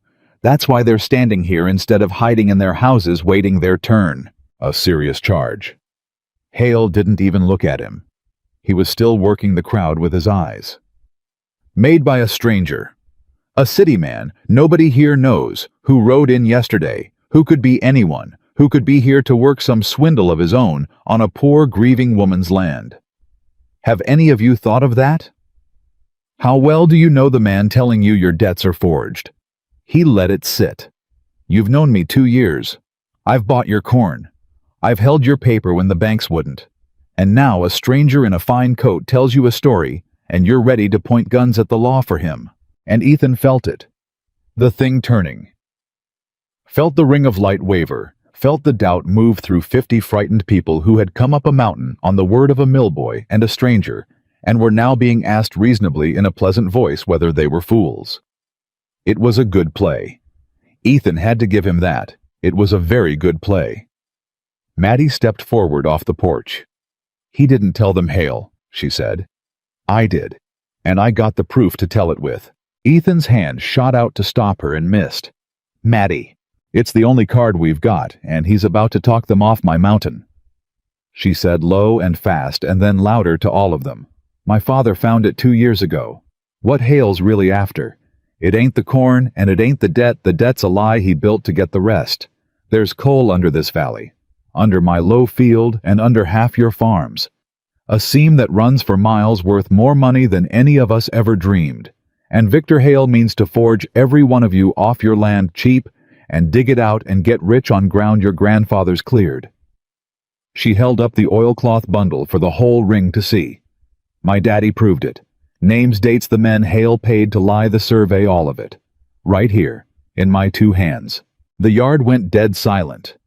And Victor Hale's pleasant mask did not slip this time.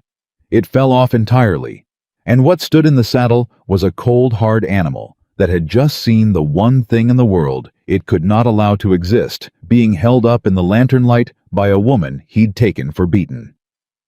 "Deacons," Hale said quietly. The gray man was already moving. "Deacons," Hale said again, and now there was iron under it. "Take those papers." "Hale, don't!" Ethan stepped in front of Maddie, and his voice cut hard across the yard so every lantern could hear it. "You put a hand on her in front of 50 witnesses, and you're done. Not the farm. You. There's your murder, there's your headline, there's the Capitol Marshals. You've spent 2 years and a fortune keeping off this valley. 50 people just heard the word coal. You can't unsay it. You can't buy back 50 people who all heard it at once. It's out, Hale. It's been out 1 minute and you'll never get it back in." Hale's eyes flicked to the ring of faces calculating, and Ethan watched him do the math. A rich man does. Watched him weigh the coal against the witnesses, and for one held breath, it could have gone either way. Then Hale smiled, and it was the worst thing yet, because it was a smile that had found a third door. "You're right," Hale said. "I can't take the papers by force, not in front of good people." He swung down off the gray slow hands open reasonable. "So I'll buy them. Miss Reed, that coal you speak of, if it's real, and I've no notion whether it is, you understand, but if it's real, then you're sitting on a fortune, aren't you? And you're 3 seasons behind on your mortgage and about to lose everything." He spread his hands to the crowd, generous the picture of a fair man. $10,000. Tonight.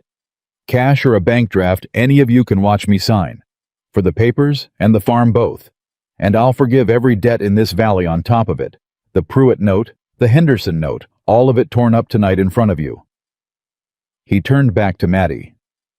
"You walk off this mountain rich, Miss Reed, and every neighbor you brought up here walks home owing nothing. Or you can hold those papers, and we can all find out together whether 50 farmers really will die for another man's dirt." And there it was.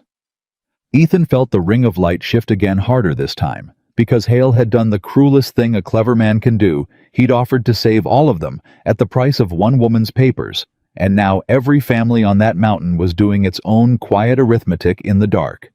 Forgiveness of every debt. No more fear. Just hand over a bundle of paper and go home free. "Maddie?" Old Pruitt's voice came rough out of the crowd. He would not look at her. "Maddie, that's every debt in the valley. My grandkids. I got my grandkids' farm on that note." He swallowed hard. "I ain't saying do it. I'm saying God forgive me. I'm saying I'd understand if you did." "He's lying, Mr. Pruitt," Ethan said. "Course he might be. But 10,000's real if it's cash and my note's real and I'm an old man." Pruitt's voice cracked. "I come up here to stand with you, Maddie. I did. But he's offering to save my grandkids, and all you got to do is hand him a stack of paper. Stop." Maddie's voice was quiet, but it cut him off clean. She was looking at the bundle in her hands. Then she looked up and looked at Hale, and something had gone very still and very clear in her face. "You'd forgive every debt. Torn up tonight. In front of everybody. Everyone." Hale's eyes gleamed. He thought he had her. "You have my word." "Your word?" Maddie almost laughed. "Mr. Your word is what's written on these papers. Your word is $40 to a man named Deacons to swear a lie in front of a notary. I've read your word tonight. It's the cheapest thing in this valley." She turned to the crowd, and her voice rose and steadied and rang. "He's not offering to save you. He's offering to buy the one proof that could put him in prison and free every one of us forever, and he's offering to buy it with your fear. $10,000 and torn up notes, and next spring when the stranger's gone, and I've spent the money and this paper's ash in Hale's stove, what stops him forging you all over again? Nothing. Nothing but this." She held the bundle higher. "This is the only thing on God's earth Victor Hale is afraid of. That's how I know it's worth more than $10,000. Because he offered. A man like Hale don't offer to buy a thing that can't hurt him." Silence. And then old Pruitt, the 70-year-old, lowered his head a second and raised it and stepped up beside her out of the crowd and cocked his squirrel gun. "No," he said to Hale. "You keep your 10,000. I kept my grandkids' farm 40 years without your money. I'll keep it another 40 without it too. He spat. "The lady's right. That paper's the only law we got, and we ain't selling the law." And the ring of light held. And then it tightened, men and women stepping in from the dark, closing the circle until the four riders and Hale and the gray gelding stood in a shrinking pool of ground, ringed all the way round by 50 lanterns, and 50 hard faces, and a great many guns that were not any of them pointed at anybody, and did not need to be. Hale stood very still in the middle of it. "Deacons," he said a third time, soft as a snake. "The papers, now." The gray man moved fast, faster than a man that lean should move, straight at Maddie, with his hand going to his hip, and Ethan hit him. He'd never thrown a punch in his soft, rich life, and he threw this one with everything. 5 years of emptiness had stored up in him.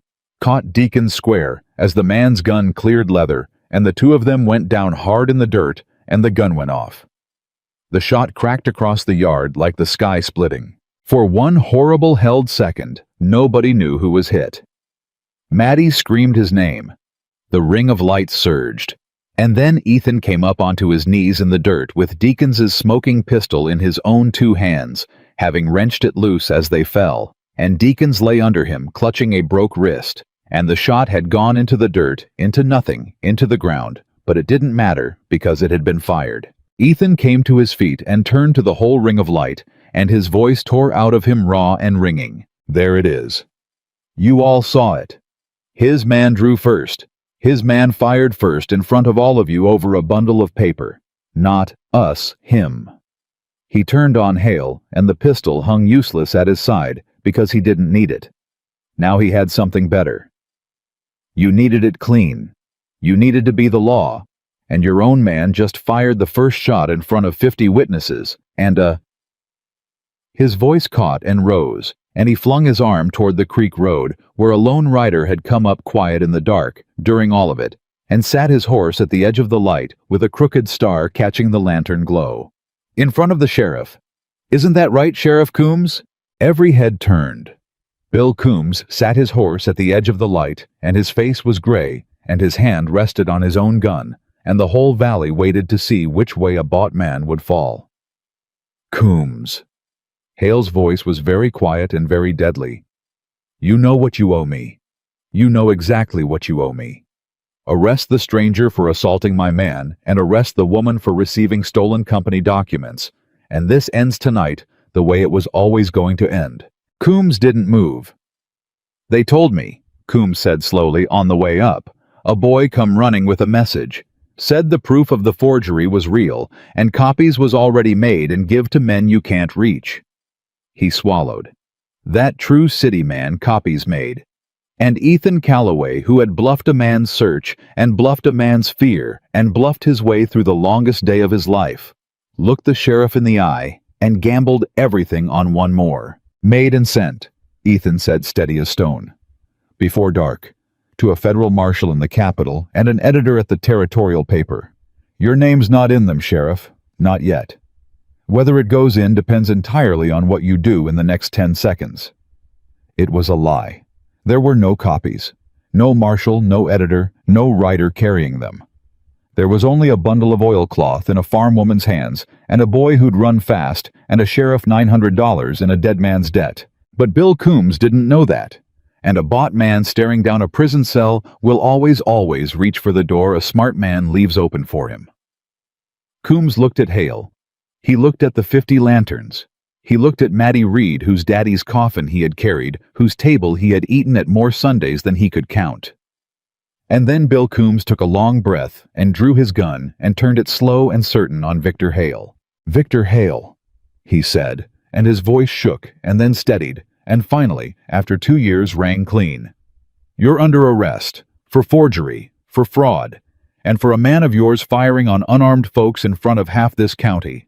Tell your riders to drop their guns, right now, or God help me, I'll step aside and let these 50 people do what I should have had the sand to do 2 years ago." For a moment the whole yard hung on a wire. 4 riders with their hands near their holsters, 50 lanterns, a sheriff's gun on their boss, and Victor Hale in the middle of it, the cold animal behind his eyes, measuring the last odds it would ever get to measure. "You're a dead man, Coombs," Hale said softly. You and every soul on this hill. You think a coal seam worth millions has no friends? You think this ends because a fat woman and a runaway rich boy? It ends, Maddie said, because you're standing in the one place your money can't reach you, in the middle of the people you robbed.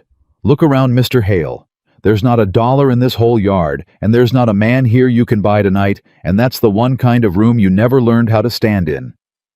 She came down the last porch step toward him with the bundle held against her chest and 50 lights at her back, and for the first time in 25 years, Martha Reed was the biggest thing in the yard, and knew it. Tell your men to drop the guns. My neighbors are tired and it's cold, and nobody here wants to bury anybody. But we will hold this circle till the sun comes up and the marshals come down that road, and you know it because you can count the same as me. Hale looked at her. He looked at the ring. He looked at the gun in Coombs's shaking, steadying hand.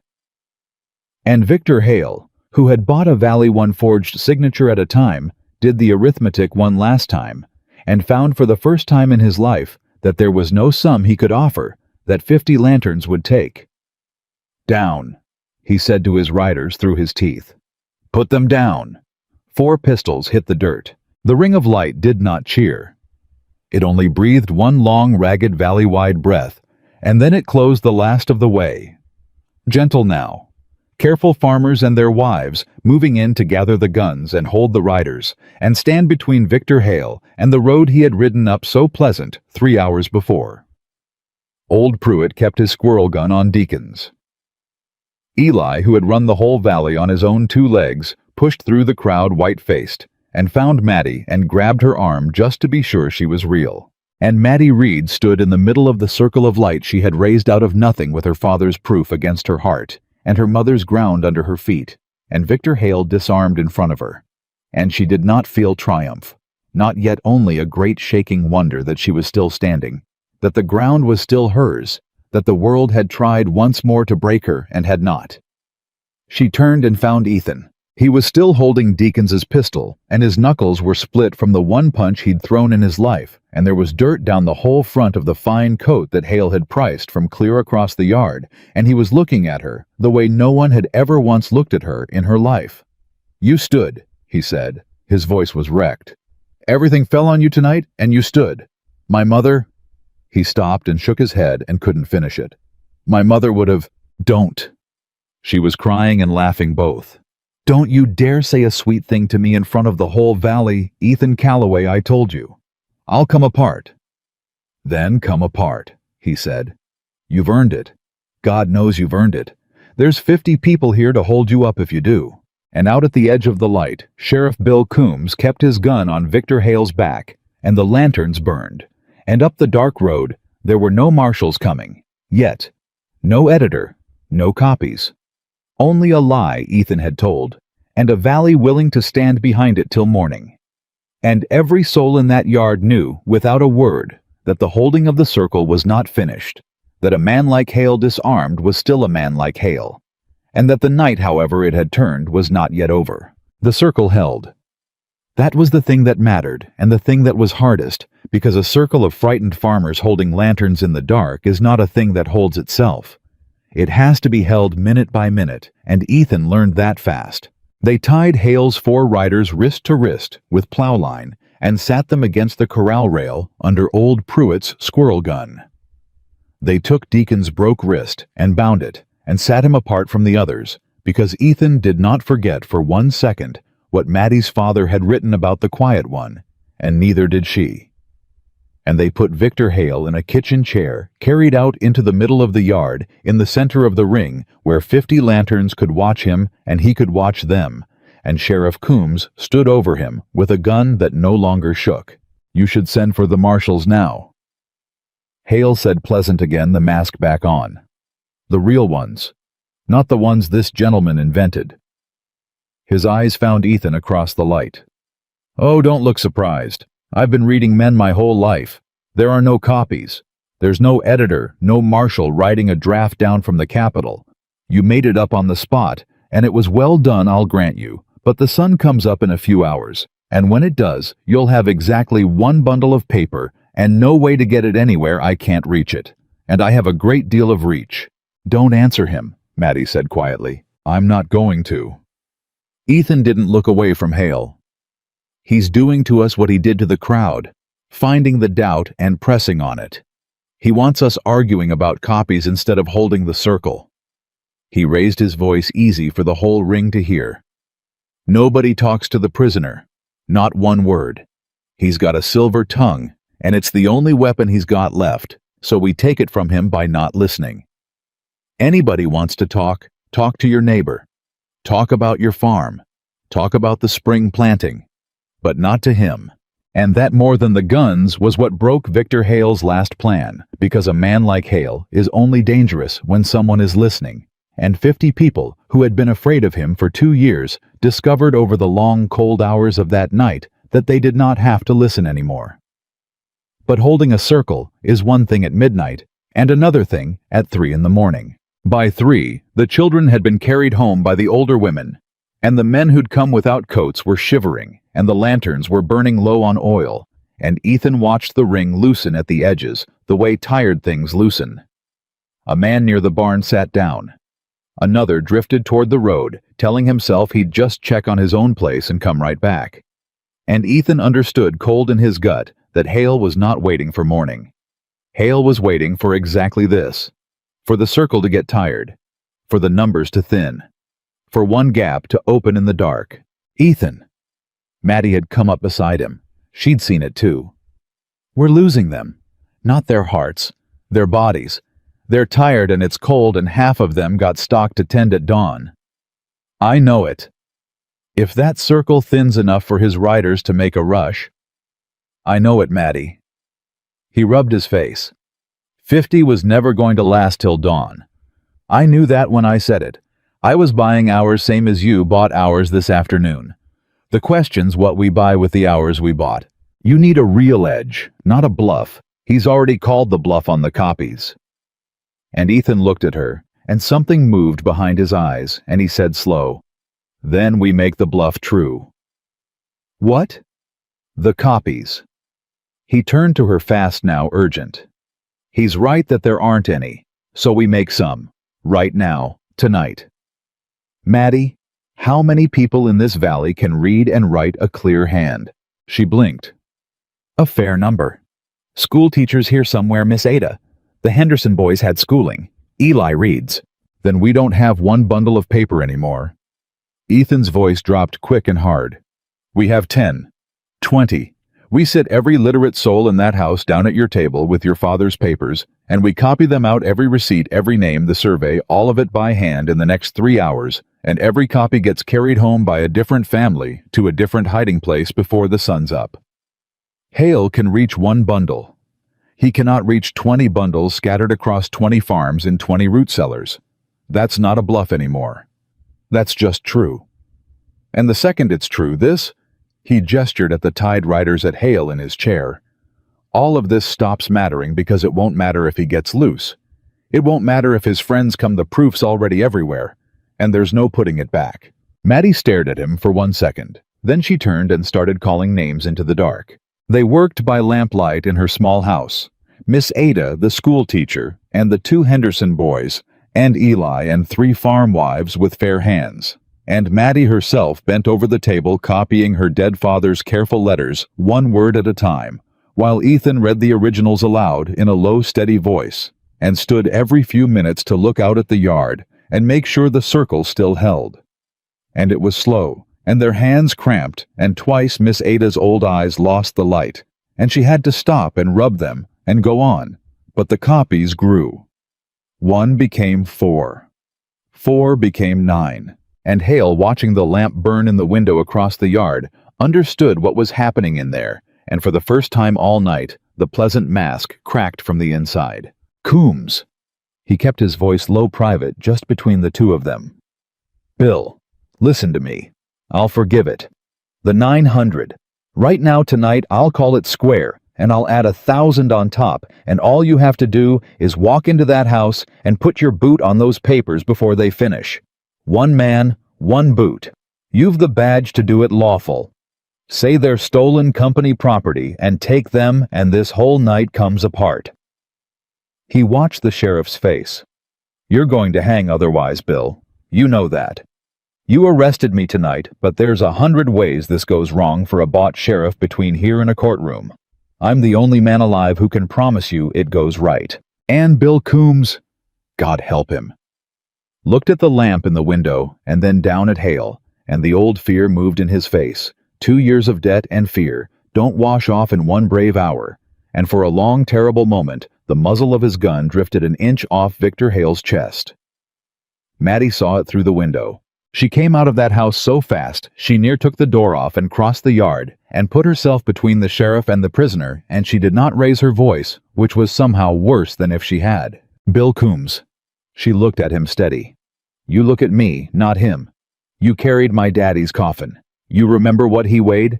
You remember stumbling on the church step and catching it, and my mother put her hand on your arm and said, 'Thank you, Bill.' He'd have hated to be dropped. You remember that."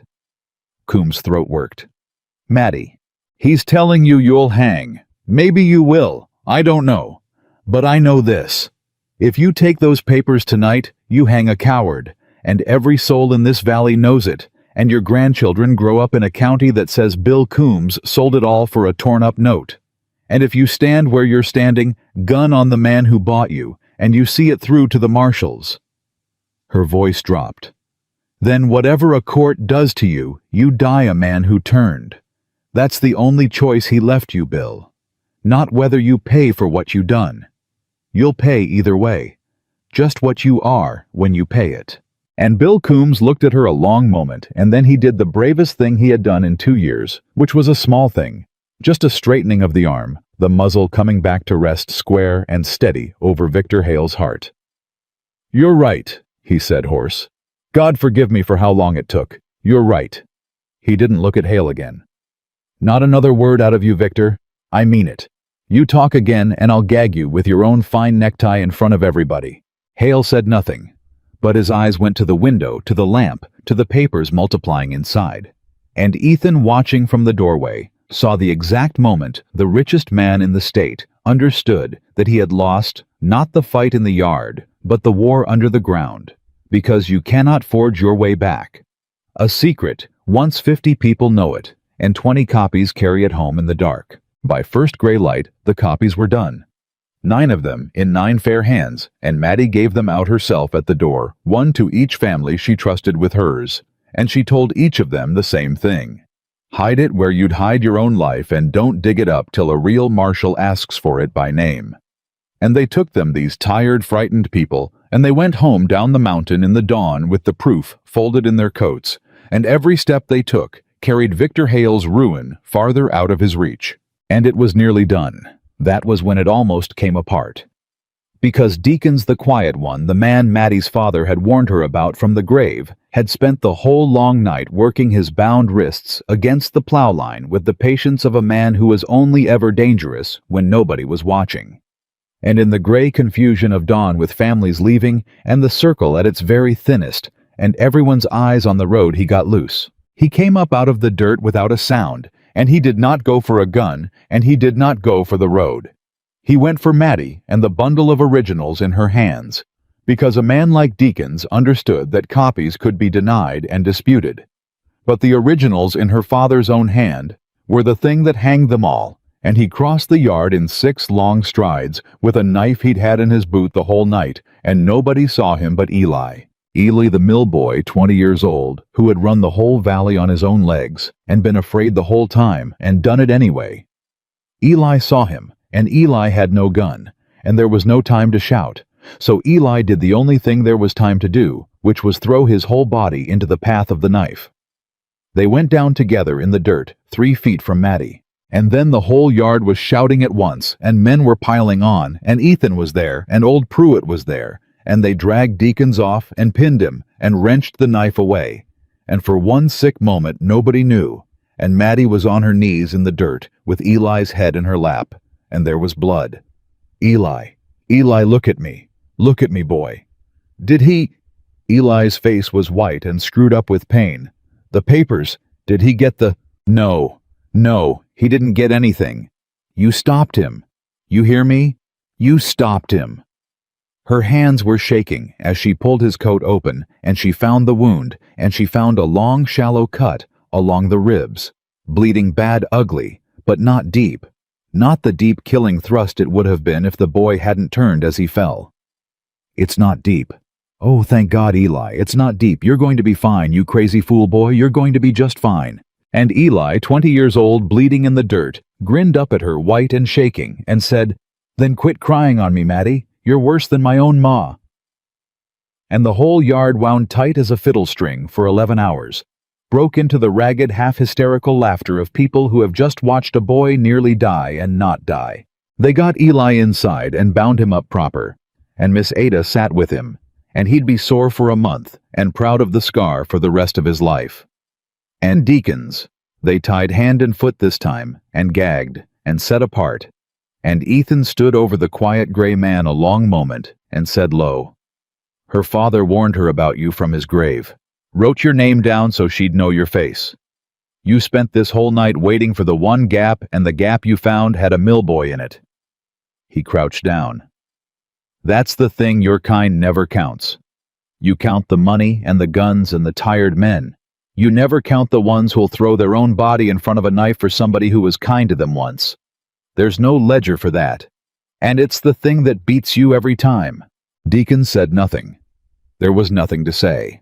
And then, in the full light of morning, with the valley gone quiet, and the fight over, and the proof scattered safe across 20 farms, they finally heard the thing Ethan had invented in a lie the night before come true down the road, the sound of horses.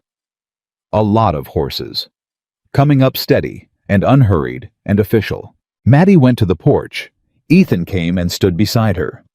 And up the creek road, in the clean morning light, came 4 riders. They had never seen before Dusty from hard travel, and the man in front wore a badge that was not crooked, and not bought a federal marshal's star real as sunrise. Ethan stared. "I never sent for them. There was no rider. I made it up."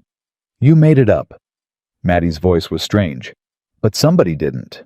The marshal drew up in the yard and took in the whole of it, the tied men, the disarmed riders Victor Hale, sitting gray and silent in a kitchen chair, the exhausted farmers, the schoolteacher in the doorway, the boy inside with the bandaged ribs. And he looked down at Maddie and Ethan on the porch, and he said, "I'm looking for a Martha Reed, and I'm looking for whoever's been buying up half this county with forged paper. Appears I've found them both in one place, which is convenient." He swung down. "Been riding 3 days on a tip. Fellow named Reed, no wait." He checked a paper. "Widow Cobb. Sent a letter to the territorial office 2 months back.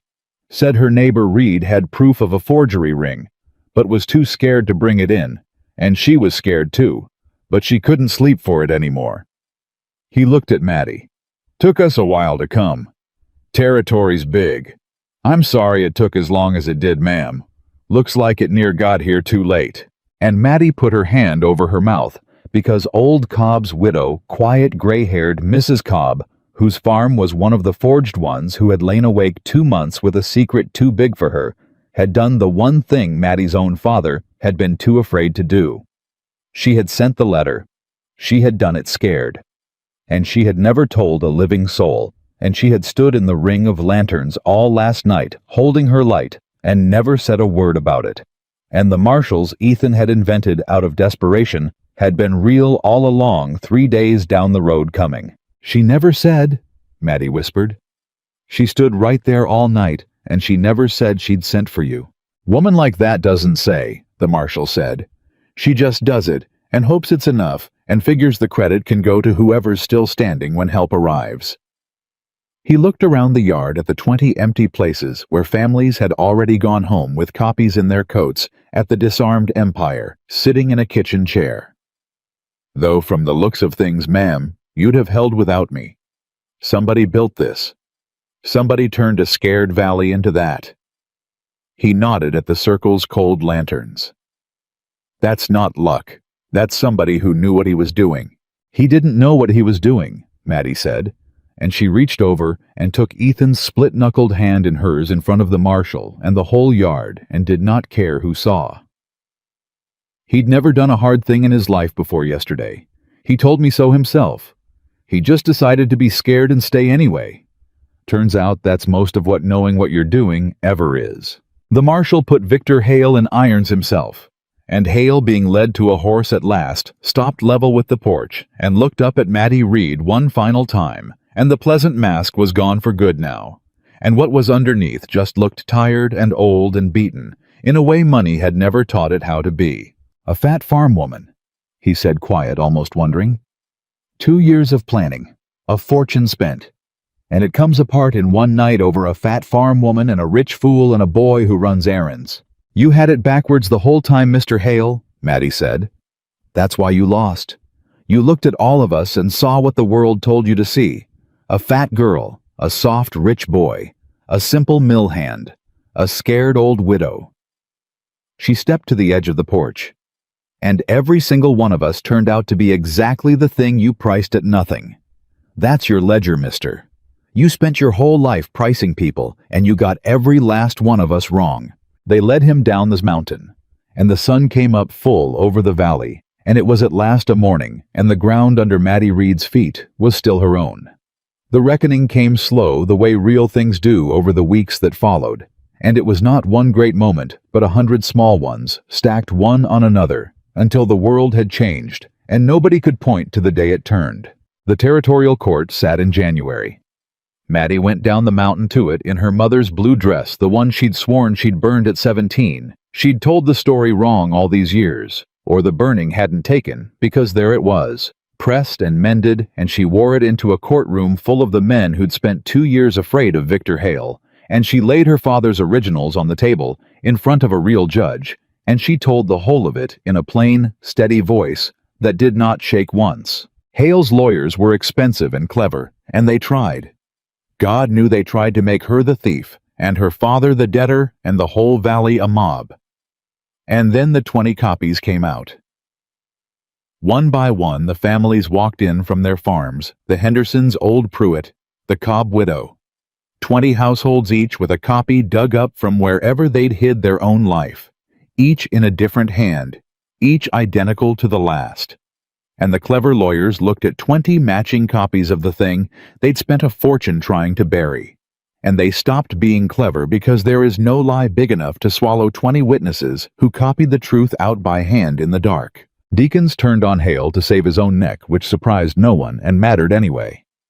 Victor Hale went to a federal prison for a long time, and his company was broken up, and the coal that 50 families had nearly died over in the dark, stayed under the ground where it was unmined, because the court gave the mineral rights to the people who owned the land above it, which was the valley, which was them. And Bill Coombs stood up in that same courtroom of his own free will and told the judge exactly what he'd done, and exactly what he'd owed, and exactly how long he'd worn a bought star, and he asked for no mercy. The judge gave him some anyway, a lighter thing than he'd have gotten if he'd hidden it, because a man who turns himself in is a different creature than a man who's caught. And Coombs did his time, and when he came out, the valley took him back slow and wary at first, and then all the way, because Maddie Reed stood up at the church the Sunday he returned and said in front of everyone, "This man had every reason to sell us, and every chance, and at the end he chose right. I'll not have him spoken ill of in my hearing." And after that, nobody did. Eli healed. He wore the scar along his ribs the rest of his life and showed it to anyone who'd look, and the story grew in the telling. The way the tavern man had once predicted stories grow, until by summer he'd fought off 6 men with a knife in each hand, and Maddie let him have it, because a boy who throws his body in front of a blade for you has earned whatever version of the tale he wants to tell. But that was all the outside of it. The inside of it, the part that mattered to Ethan Callaway, happened smaller and quieter on the mountain over that long winter while the valley healed around them. He didn't leave. That was the first thing. The morning after the marshals took Hale, when it would have been the most natural thing in the world for a rich man to gather his fine coat and his 2 horses and ride back to the life that was waiting for him. Ethan Callaway walked out to the barn and started mucking the stalls badly, the way she'd taught him, and Maddie stood in the door and watched him and said, "You know you don't have to do that." "I know. You've got a house back east, a business, an aunt you said pushing letters at you." "I do. So why are you shoveling my stalls, Ethan?" He straightened up and leaned on the fork and looked at her. And there was hay in his hair and a healing split across his knuckles, and nothing at all left of the man who'd ridden up her mountain 3 months back, not knowing what a single thing in his life was for. "Because you told me that night before the guns," he said, "that when it was over, if we were both still breathing, I could say all of it again slow, and you'd sit still and hear it." He set the fork down. "We're both still breathing. And I've been up since dawn trying to work up the nerve, which is a funny thing because I stood in front of Victor Hale's guns without half this much fear in me." Maddie came into the barn and sat down on an upturned bucket and folded her hands in her lap and said, "All right, I'm sitting still. I'm hearing it." And Ethan told her. Slow this time, the way he'd promised. He told her that he'd spent 5 years unable to say what a single thing in his life was for, and that he'd known what it was for the moment he'd watched her split wood in a thunderstorm, and not once look up to see if he was impressed. He told her his mother had sent him to find a woman who'd stand when everything falls, and that he'd found her, but that somewhere in the finding it had stopped being about proving his mother right, and started being about the plain fact that he could not imagine a single morning of the rest of his life that he wanted to wake up anywhere but where she was. He told her he was not offering to save her, because she'd never needed saving, and he knew it now, had watched her not need it for one whole terrible night. He was offering to stand next to her. That was all. For as long as she'd have him. "That's the whole of it," he said. "I've no fine speech. I used up all my smooth talking on Hale. This is just true." Maddie was quiet a long moment. "You've got money," she said finally. "A great deal of it." "I do. I don't want it. I've told you that from the first night. I'll not be a woman a man fixed." "I know. That's half of why I'm asking. You're the only person I ever met who didn't want the money." He almost smiled. "Keep the farm in your name. Keep the ledger honest. Keep it yours.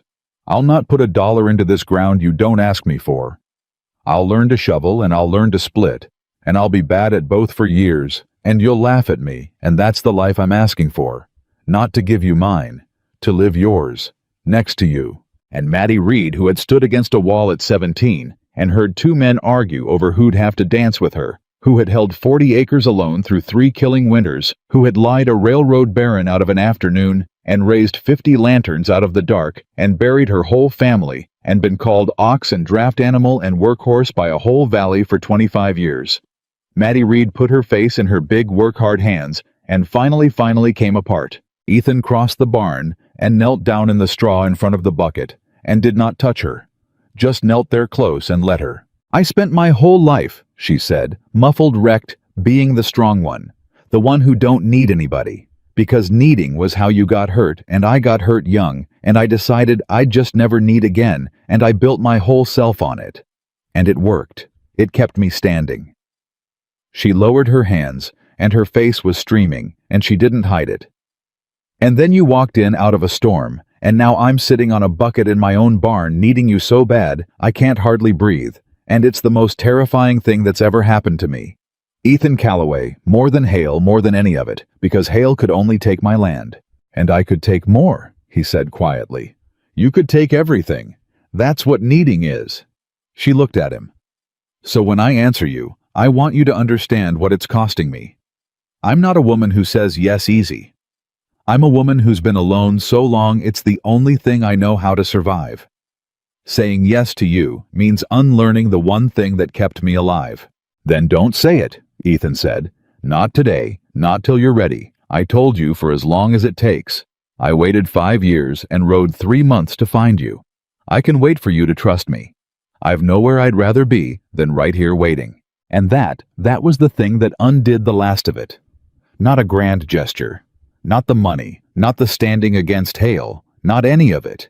Just a man kneeling in her straw, telling her he would wait, telling her there was nowhere he'd rather be than exactly where she was for as long as she needed. Because in 25 years, no one had ever once told Maddie Reed that she was worth waiting for. "You crazy fool," she whispered. "You'd wait. I'd wait. You'd wait a year, 2 years, 10. However long it took. I already told you what I'm made of. Turns out it's mostly stubbornness." His voice cracked. "I'm not going anywhere, Maddie. Not up the mountain, not down it. This is the first place I've ever wanted to stay. So take your time. I'll be in the barn shoveling badly whenever you're ready." Maddie Reed looked at this man kneeling in the straw of the barn her father built, the first person in her whole life who had been afraid, and stayed anyway, who had stood beside her when the whole world came up her mountain to break her, who was offering now not to save her, or fix her, or price her, but simply to wait, and she found that the words she had been unable to get past her throat. Her whole guarded life came out after all, small and cracked and absolutely certain.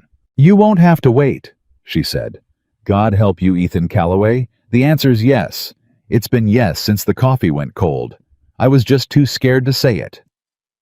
He came up off his knees, and she came up off the bucket, and they met in the middle of the barn, and she was bigger than him, and stronger than him, and had held more weight in her life than he would ever be asked to carry.